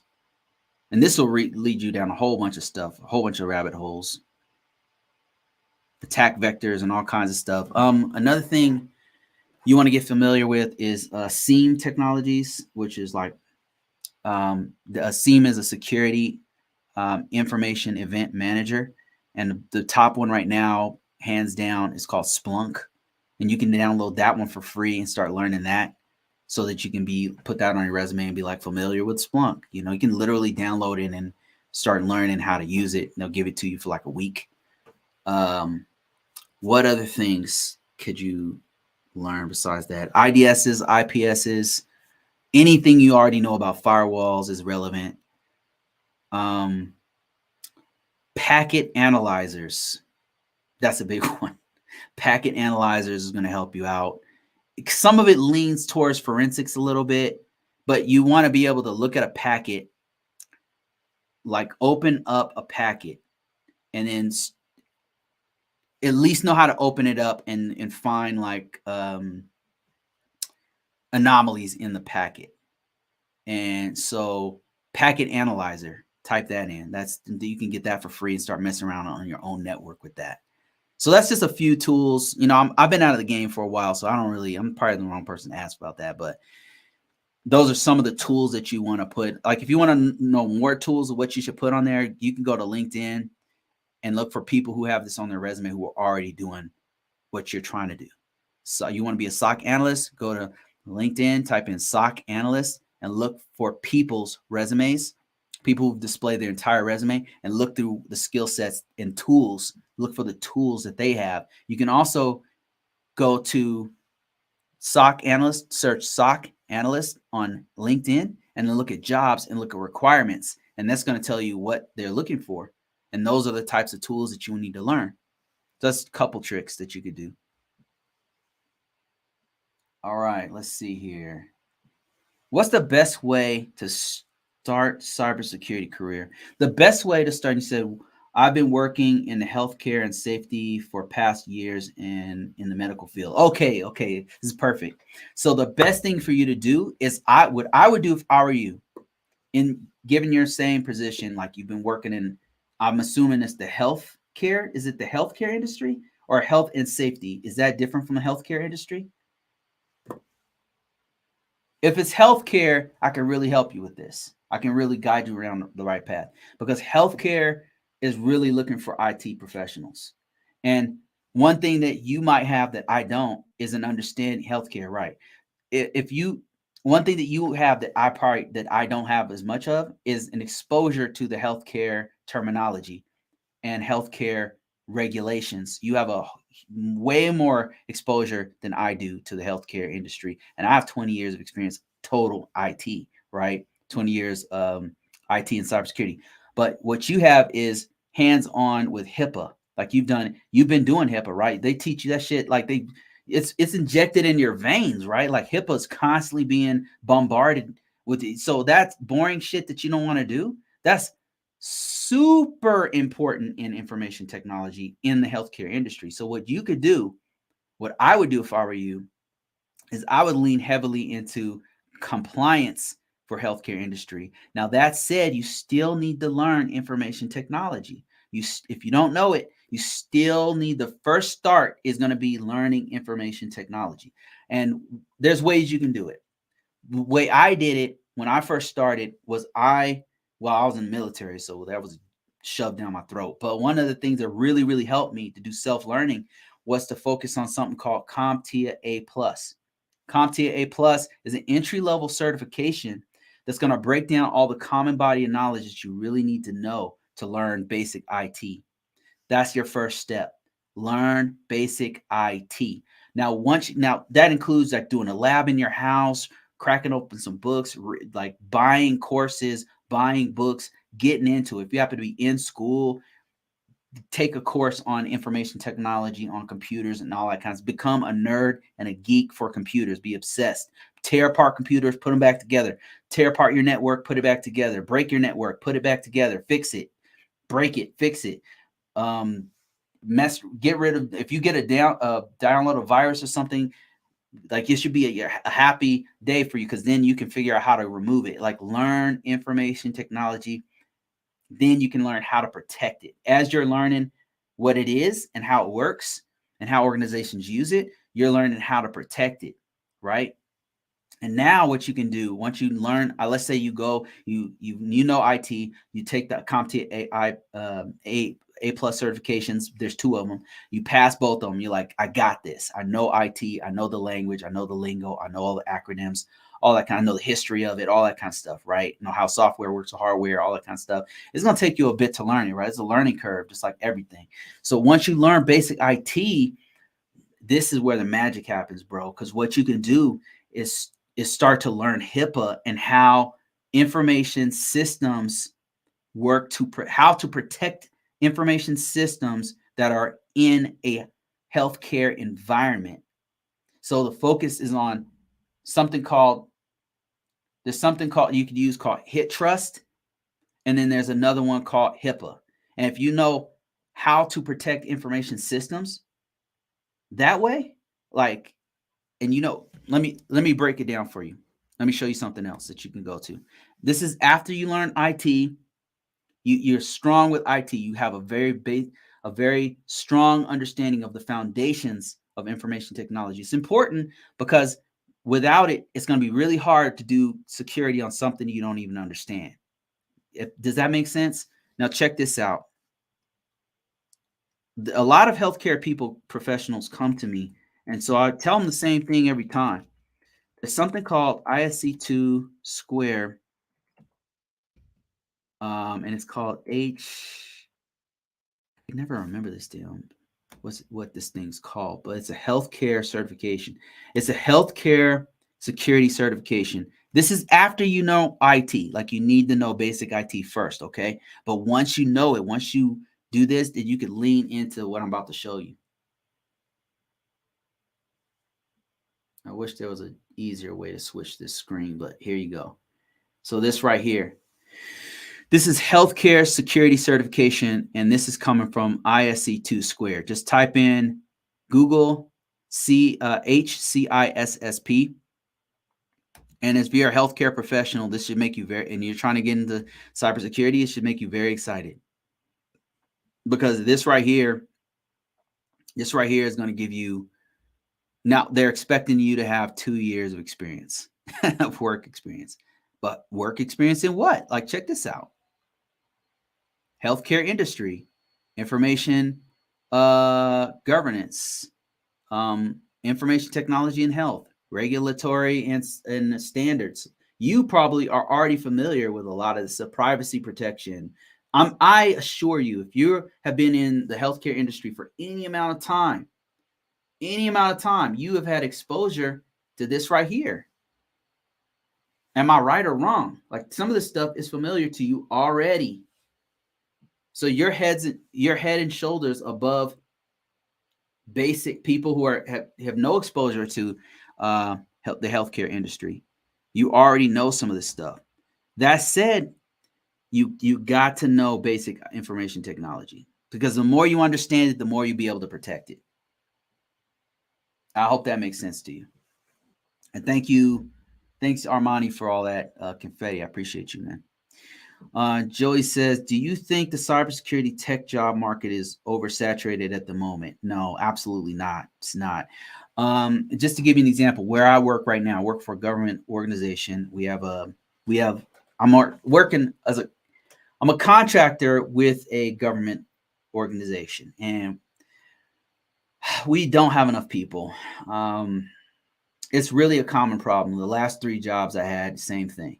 And all we can do is what we can. Like, we have thousands and thousands of systems, and we just don't have enough people to do this work that the government wants us to do. And we're doing the best we can.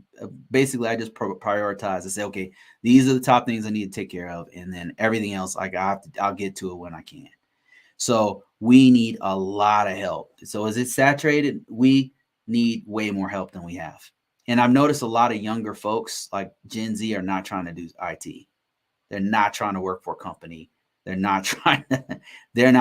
Maybe within the next 5 or 6 years, they'll be like, okay, I need to do what I got to do. And they're not trying to do this work, So we have a lot of older heads that are getting out, that are getting either retiring or whatever, moving on with their life and getting out of this. And so there's like this brain suck of information coming out of our field and leaving. And I noticed like a lot of A lot of Americans, for whatever reason, don't want to do this work, man. A lot of Americans don't want to do this work, and they're just we're hiring a lot of immigrants, and immigrants are dope as hell. Immigrants, mad respect to immigrants, man. You guys are killing it, man. Like you guys have come over here and you're just trying to make that money, period. Like you're trying to make that money. You guys aren't messing around. You know what it is. You know what this is about. This is about trying to make some cash. So you don't care if this is not your dream job. You're doing this to make that money. Thanks, Armani. I appreciate that. How can I get a job in IT? I'm in school for cybersecurity, and this is my first year. Decatur Biggs, what I would do if I were you is, as you're in school, start getting work experience. You might be asking, like, well, how do I get work experience while I'm in school? That don't make no sense. So schools typically have programs for students. They have working student programs. You have internships, you have apprenticeships. Like, look for them. They don't. Sometimes schools are not good at advertising these things, but look around. They'll have a need. I guarantee you, the school, whatever school you happen to be in right now, does not have enough IT guys. They do not have enough IT people doing their work. If you go in there and be like, look, I'm an IT student, I want to learn this stuff. I'm hungry to learn. Like, I'll do this shit for free. Like, what do you guys got for me? I mean, don't offer for free. If they're willing to pay you, then take the money. You know what I'm saying? But if they don't, and they're like, no, we don't have positions. Like, look, I'll do it for free. I'll shadow somebody. And here's the reason why. Because as you're in school and you're doing a working student program, and after 3 o'clock, you work for like an hour and you're helping them to image computers or something, right? You do that for a few months. You could put that shit on your resume. And that's the next thing I'm going to tell you is put your resume and your profile out right now on TikTok, on LinkedIn, on LinkedIn, on monster.com, on dice.com, on all of them, everywhere. Put your stuff out right now. Even if you're working on it, you can literally just say that let's say you're going to WGU, and you could put WGU on there. And if it asks you what degree you have, you could put in progress, working towards this degree. Like, you could put in progress on there. So put right now, get experience right now, before you don't wait. A lot of people like, oh man, once I get my associate's degree, once I get my master's degree, once I get my bachelor's degree. Nah, do it right now. Right now, apply right now. Try to be a working student right now. Do anything you can to get that experience right now, and do your resume right now. Don't wait. A lot of students that you're going to be competing with when you guys all graduate, they're going to wait all the way till they walk across the stage. They're going to go to sleep, take a week off, go play some video games, and then they're gonna be like, okay, I guess it's time for me to start a job. Meanwhile, you're already in the job market. You know what I mean? Oh man. Armani, thanks for all that, man. I appreciate you. Let's see. What other, okay, I think I got some folks on. I don't want to ignore my folks on YouTube here. I'm almost at 2 hours, guys, so I'm gonna cut this thing short real quick, but I could answer some more questions here. Jojo says, hello, everyone. How are you doing, Bruce? I'm in college now doing, he's doing a computer science degree at WGU. Awesome, Jojo. I remember you were working on getting a job, and I would encourage you to keep trying, keep working on it. Put that on your resume that you're working on your bachelor's degree or your master's degree at WGU. Put that on there, and keep on working for it, man. Keep looking for work. Don't stop. T-Ron says, do you have any resources for learning how to write policies and procedures? I'm a new Fed, and I'm learning that my technical skills aren't relevant as a risk management framework analyst.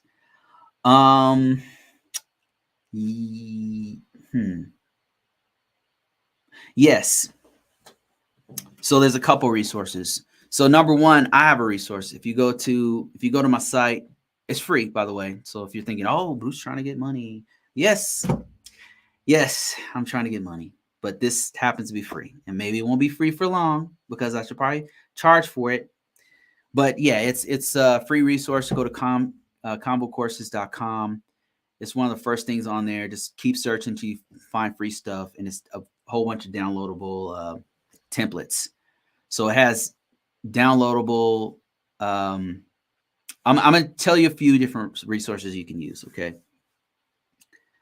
So one of them is downloadable templates from me. Like I sourced them, I chose them, I found them, and I said, this is good. This one's good. This is good. And I found different types of policies and procedures and stuff that people use to give you an idea of what you should put in your stuff. That's one. Okay. Convocourses.com. Go ahead. It's free. It's called NIST 800. I can't remember what I called it, but it's free. So go ahead and check that out. If you're looking for it, link in description, link in bio, just keep looking on the site. You'll find it. Other thing you could do is look on Google. Like Google has a bunch of people post their actual policy on the internet for whatever reason. Federal ones, there's quite a few of them that are, just put them out there. Just if you go on the internet right now, go to Google. Go to Google and type in federal cybersecurity policy. There'll be a bunch of them. Like FDA will have their whole policy out there on the internet. And the reason why they can do that is because there's no proprietary or sensitive information on there. It's basic stuff. It's real basic stuff. But the language is what you want to get used to. The language of how they write it is what you really need. How they articulate the purpose, the scope, the whatever, right? It's kind of the same cookie cutter thing every time. It's kind of the same language, and all you're going to do is take it and bastardize it for your organization. Policy writing is super easy. It gets hard when you're integrating different compliance frameworks and stuff. That's when it gets a little tricky because you got to know what security controls should go here and which. Like that's when it gets a little bit tricky. For that, you can go to my course, and that is a paid course because that shit's hard. But if you're just writing a basic ass security policy, you can just Google that, man, and then you'll find it. Another thing you can do is I don't know if you've ever tried ChatGPT, but that motherfucker will write it for you for free. No joke. You go to ChatGPT or even freaking Bard. They're not going to do the best job, but you go there and just type in how do I write a cybersecurity policy? How do I write a policy? How do I write a procedure? Procedures are different, but let's stick with policy. You write how to write a policy based on NIST 800. It will write you a policy. It'll have the basic language that you get off the internet, and you'll be able to put some stuff together to come up with your own stuff for it. Another thing you can do is use the organization, whatever the organization has currently, piggyback off of what they already have. I found that to be the best way to do it. The best way is to use the same language, the same template, the same kind of stuff that they've already been using, whatever they have, no matter how stupid and dumb and weak the writing is. Take what they already have and just improve and massage what they already have to like you get an idea. Once you read their policy, you'll be like, okay, I see where they're trying to go with this. And then you just write it better. That's typically what I do. That people pay me $80 an hour to do, by the way. So that right there is one thing you can, that's three different options you can do.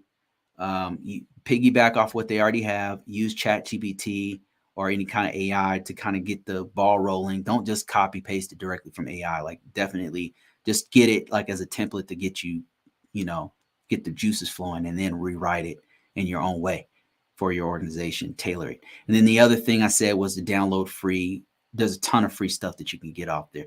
Procedures are a bit different. It depends on the organization. Every organization is very, very different for procedures. Sometimes they take it directly from the actual vendor and then they'll just put it in their own template. Procedures are very specific to the environment. So a lot of times you got to work with the actual security team. I mean, the actual IT people. You have to work with the actual system administrators. And so there you go. There's a few options for you. That happens to be my specialty, by the way. Policy and procedure writing. Happen to be pretty good at that. Let me see here. Whoa, got a lot of people on TikTok. That's crazy. SANS Institute has templates too. Yeah. SANS Institute has some really good templates you can download. CIS has some really good templates. FedRAMP has some really good templates. There's a few of them out there that if you go to my site, a lot of them are there. Like if you download from my site, a lot of them are pulled directly from FedRAMP and from some of the other places. Let me see here.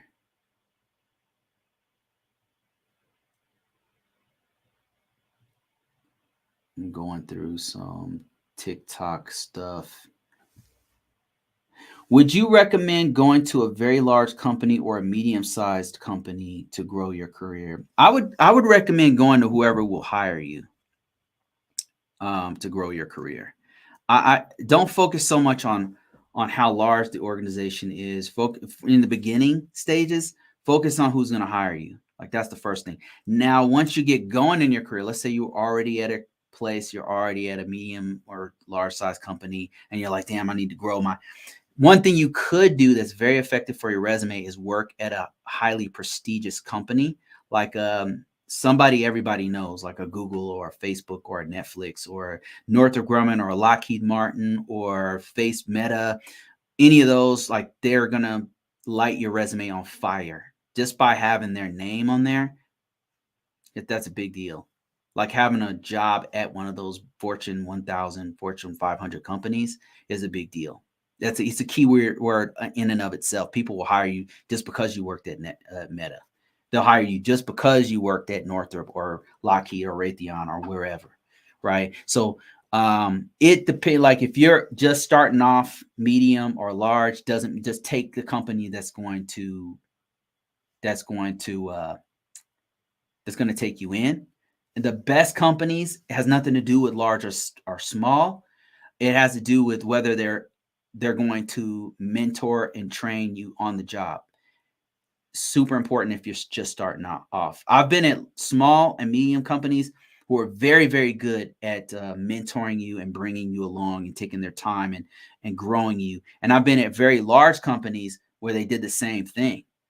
But I've been at other companies that didn't. They just threw you in there and they didn't give you any training. They don't give you any time to learn. They don't give you none. They were like, do this, and you got to learn it on your own. So I don't want to name any names, but yeah, the best companies is for growing your career are not necessarily large or small. They happen to be the ones that have. Some of them just have better training programs than others. And so it hasn't. I've been at small companies that were real shitty about training, and they just want you to do the work, and they don't have time to train you. Medium sized, same thing. They don't have time to train you. Like, just get in here, do this. You said you know how to do it, right? It's on your resume. Go do it, and that's it. They lock you in the closet, and then you do it, or you don't do it, and you get fired. But then I've been at companies that were very large, international companies. And they took the time. They had a whole training. You didn't even start work for like 3 months. All you did was train. They had a whole team dedicated to just train. It was incredible. It was the best thing I've seen since the Air Force. Air Force does that. Military does that. So they said, look, don't do nothing. You're not even starting work until we train you hands on. Like, here's your mentor. This person's going to teach you everything. And that person teaches you everything. Their whole job is just teach you stuff. And they're teaching you on actual systems, So I've been at medium-sized organizations that do that, and I've been at large companies that do that. Do you have a podcast? Yes, it's called Convocourses. If you go to Google and type in Convocourses podcast, you'll find it. This right here, what I'm doing is the podcast. So I'm talking to TikTok, I'm talking to YouTube, I'm talking to Facebook, and we're just talking. What companies offer training like that? I can only speak on companies I've been to. The Department of Defense is pretty good about that, depending on which one you go to. The Air Force was pretty good at the companies I worked with doing. The Air Force gave you time to do that. Army was pretty good. Any companies I worked with that worked with the Army. On the private side, Verizon was really, really good with training. Like they took time. I didn't even start work for like 2 or 3 months till they trained me. I don't want to name names on the ones that weren't good. I don't want to, I don't want to lose my job or I don't want to burn any bridges. So I'm not going to name any name, but I could totally do it. But Verizon was really good about that. The Department of Defense was really good. There's surprisingly some federal organizations who are very, very, very, very bad at training. They just say, go do it. And then you're supposed to just do it. Right. And no matter how much experience you have, it's like, I don't know how your process works. So you just got to break things until you figure it out. Like you're on your own.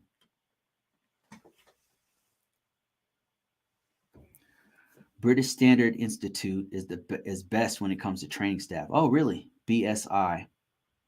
What other, you guys know of any other good training? Let's not put out any ones that are bad, but you guys know of any good organizations you've been to who are really good about sitting you down and saying, okay, we're going to train you.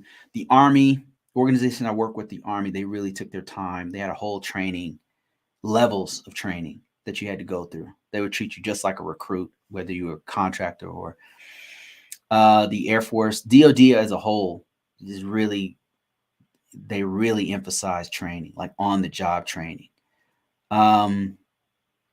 Verizon was good. I'm trying to think of any other ones that were as good as those two, but those are the main ones that I worked for. The other ones were just really bad, man.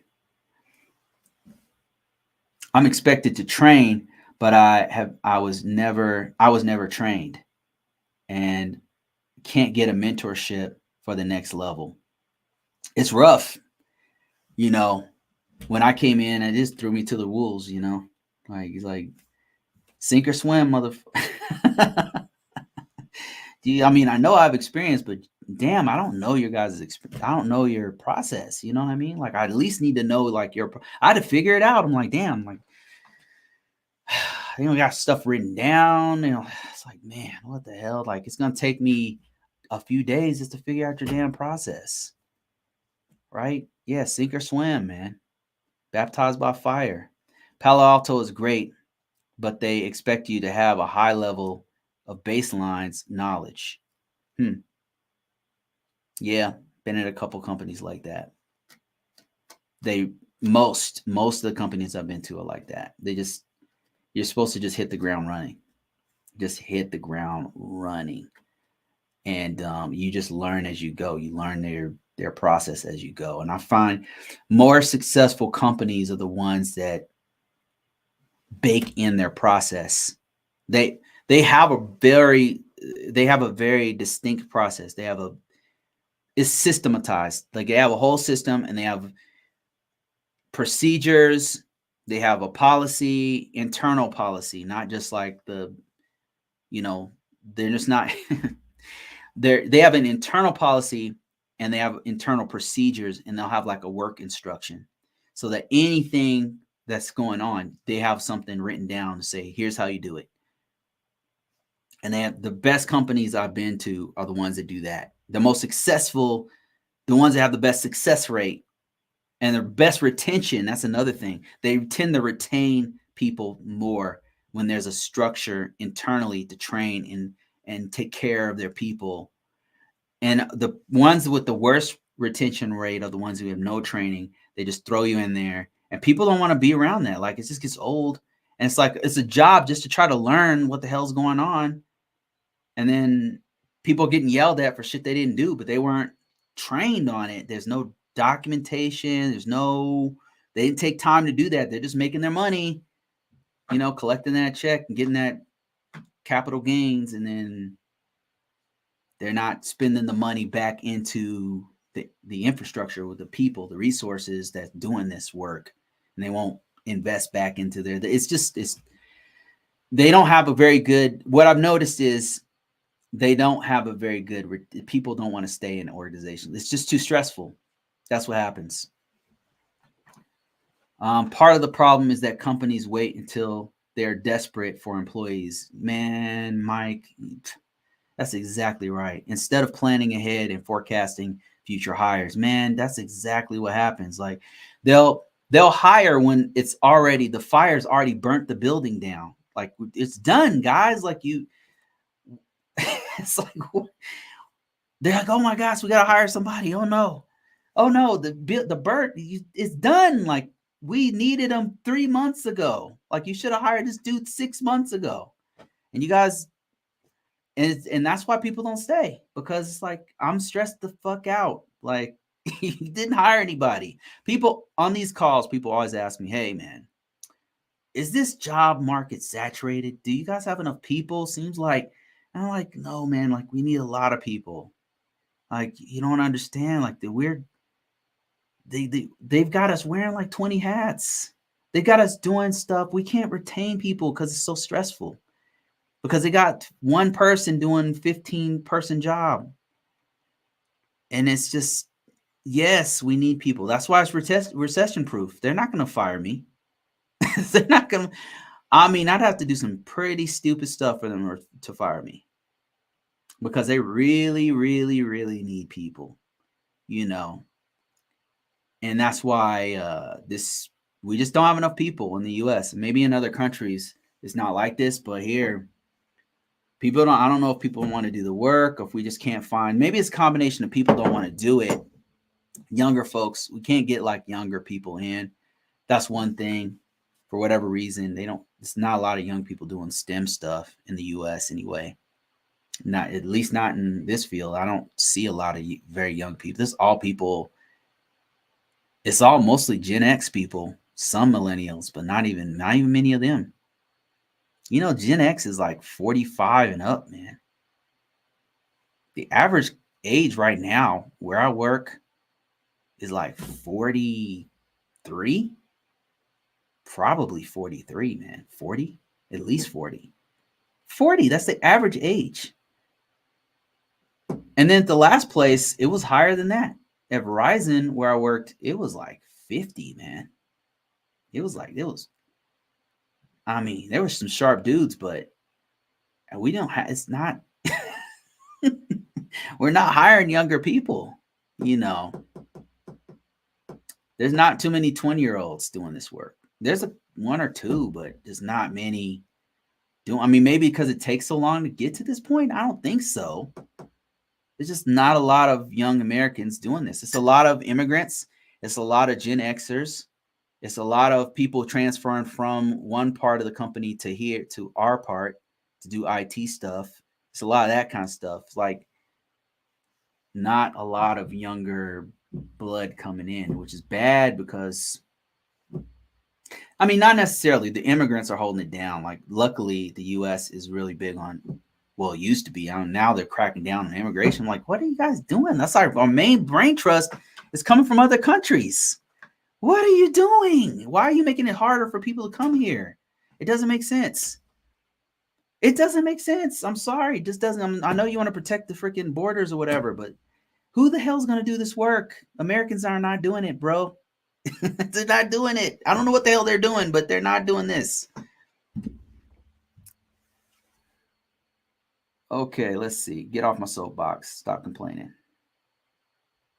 It's just an observation, guys. I don't know anything. It's just my opinion. I'm just an old man ranting.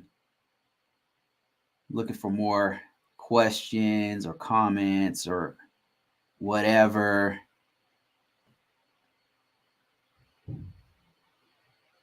Not all, but not a lot. But a lot of them. Not all, but a lot of them. Yeah.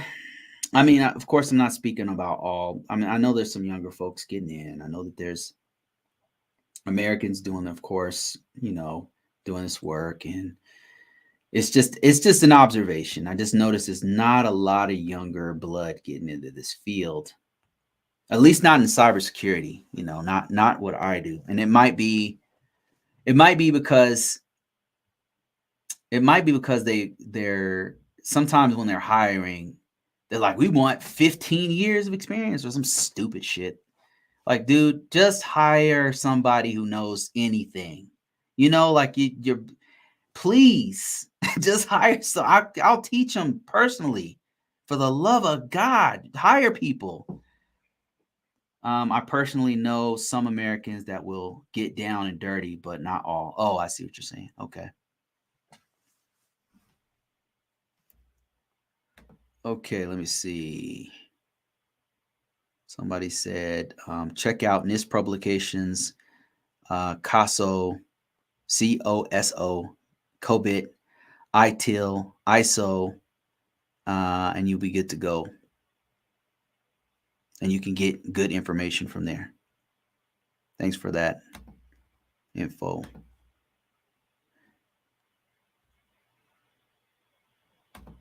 Okay, I think that's it, guys. Thank you guys for watching. I really appreciate it. I think I had. So, are you still selling programs that do cybersecurity? Or I got a free downloadable for people if they're interested, for people who are very, very new to this. I just break down like how to get in because I get the same common questions over and over again. So I've got some stuff. I've got some books. I've got some courses. I got free stuff. If you want to try it out, like you're not sure if you want to do this, right? I'm not trying to gank people out of their money. I'm genuinely trying to help people, right? I just genuinely trying to get people in here. Do I want money? Yeah, of course I do. I'm not gonna turn your money down. Your money is good here. But there's some things I just think that, you know, I can give away for free, and some of it's there. So if you go to, link in description, link in bio. I had a couple more questions. I should probably answer these real quick before I go. Somebody said they're trying to go from the help desk to the GRC, and they said, I've been watching for some time. I love your content. Thank you. Appreciate you. I'm someone looking to get into GRC, governance, risk, and compliance side of cybersecurity. Any advice? He says, I have a bachelor's degree with 2 years help desk experience, Security Plus. I passed the CISA and the C-Risk recently, and I'm looking.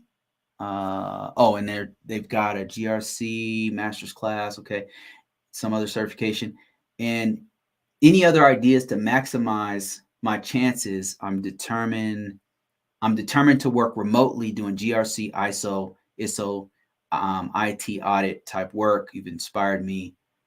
And any advice? Okay, yeah, I do have some advice. So if this happens to be you, like you happen to be in help desk, you've done IT for some time, and you're trying to level up, and you like what I'm talking about. You like that there's a evergreen GRC thing where it's not so technical. It pays really good, all that kind of stuff, and you want to work from home and stuff like that. So what I told them to do in the comment was to focus on the resume, because if you have some years of experience with help desk, chances are you already have done some security already. But they're looking for a certain skill set. It's not enough to just have. Don't get me wrong, a bachelor's degree is excellent. That's awesome. That's really incredible. You mentioned C-Risk, CISA, and other certifications are great. By all means, get certifications. That's really good. That's the right path. But here's the missing piece. On your resume, you need to put things that they're looking for, GRC things that they're looking for. And those, just off the top of my head, there's a few. They're looking for people with exposure to frameworks. What do I mean by frameworks? So framework is just a list of rules, to keep it as simple as possible. It's just a list of rules that are based off of, usually it's based off of some industry standard, or it's based off of some law or some act or regulation. Give you an example. One is called PCI DSS, and it's for credit cards. So retail organizations like Target, like Walmart or whatever, they rely very, very heavily on credit card transactions, right? Probably most of their revenue comes from credit card or debit cards or whatever. And so they have to protect that data. So there's a set of rules in that industry that is designed to help you design your network in a certain way, to have certain policies written, to have certain training that's in place. And all those rules are catering to that particular industry. So you want to, if you're trying to get into work as an IT person, or if you're trying to work as a compliance person in the retail sector, PCI compliance is really, really good. And so one of the key words is called QSA, and it's a qualified. You know what? I don't want it. This is not my field, so let me just look it up. A QSA. I've done auditing for PCI compliance, but I'm not a PCI DSS guy. So it's a qualified security assessor. That is a key word for PCI DSS. What I'm trying to say is, if you're trying to do that, if you're in the retail market, if that's the direction you were going in, you'd put PCI DSS on there, and you'd put QSA somehow on there. Studying to be, if you're not a QSA already, studying to become a QSA, looking forward to become a QSA. You could put that somewhere in your resume, and you want to put familiar with, or capable of, or experienced with PCI DSS, knowledgeable of PCI DSS. You want to put that kind of stuff on your resume. So other standards and compliance would be things like NIST 800 risk management framework, which I talk about a lot because that's my main bread and butter. And that's for the federal government. So the federal government, all departments, most departments in the federal government have to be compliant with something called FISMA. And FISMA is a law that protects information systems, federal information systems. And so those federal information systems have a guide called the NIST 800 series. That NIST 800 series breaks down all the stuff that you need to do to protect federal information systems, whether it's being stored or processed or transmitted.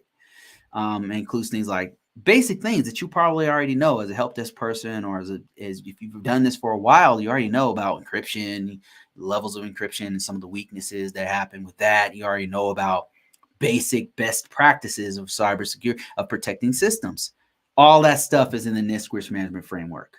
So NIST risk management framework is what you want to put on your resume. You want to read and be familiar with that standard risk management framework. It's a big one. NIST RMF 800 is one of the key words that you would put in there, that you were familiar with it. And if you weren't familiar with it, you want to read something called the NIST 837, and then the NIST 853. Those are two main documents of risk management framework. That's basically it. Another one that you could learn that a lot of organizations use internationally would be the NIST cybersecurity framework. It's actually, cybersecurity framework is incredible. So, and it's an easy read. It's much easier to understand and consume than NIST 837 and 53. It makes a lot of sense. Once you read it, it makes a lot of sense. By the way, I have a book on this that breaks it all down. It just goes right into the fine details, tell you where are resources you can go to get more information, downloadable templates, all kinds of stuff. And that's in my books as well. So check those out. But NIST CSF is another framework you want to put in your resume. You want to be familiar with it. You want to put it in your resume, and that will make you attractive to people who are looking for compliance officers, or people who are looking for information system security officers. Another one you could do that's pretty good is ISO 27001 or 27002. If you're not familiar with these things, you need to get familiar with them. You need to read up on it. You need to study it, get some books on it, and then be able to put it on your resume as being familiar with it, capable with it, or you've worked with it. A lot of times what I've found is a lot of help desk people, they've worked with things like CIS controls, which is another standard that you could put on your resume. They've worked with risk management framework, RMF, NIST 800 RMF. They've worked with NIST CSF or ISO 27001 or PCI compliant, but they don't even know that they've done it before. They don't even realize that they've done it before. You don't even realize it. So one way you could realize whether you've done it before or not is look at their security policy. the organization security policy will reference it quite a bit. Whatever, normally policies are written based off of one of those regulations. I mean, off one of those standards. If you work in retail, I guarantee you the policy at some point is going to mention PCI DSS. If you work in the federal government, I could tell you with 100% assurance that they will mention NIST 837 somewhere in that document. They will mention FISMA. They will mention OMB 130-A. They will mention because all of the stuff that they're writing, the authority comes from the laws and the regulations and stuff. So that's what you need to put on your resume. That's stuff that compliance people are looking for. Those things. Like, nobody wants to hear this. I got 10 people on TikTok watching me. I got 12 people on between Facebook, Instagram, and YouTube. Nobody wants, but this is money. What I'm talking about is a money maker, especially if you happen to be a help desk person. These keywords, I'm telling you, have paid me for many, many years. Many, many, many years. So, and it's going to be many years to come because nobody wants to do this shit. So nobody wants to do this shit. There's less competition for me. I mean, that's the good thing about it. Less competition for me. More jobs for me. More opportunities. All right, guys. I'm out of here. Thank you guys so much for watching. Armani, thank you so much. Somebody donated some cash to me. Larry, thank you. If you happen to be watching me, thank you so much for that $20. I appreciate you guys. I probably will not be on here tomorrow. I know I always promise it like every week that I'm going to do more, but I have a damn job. So with that said, thank you guys so much. I appreciate everybody. I'm out of here.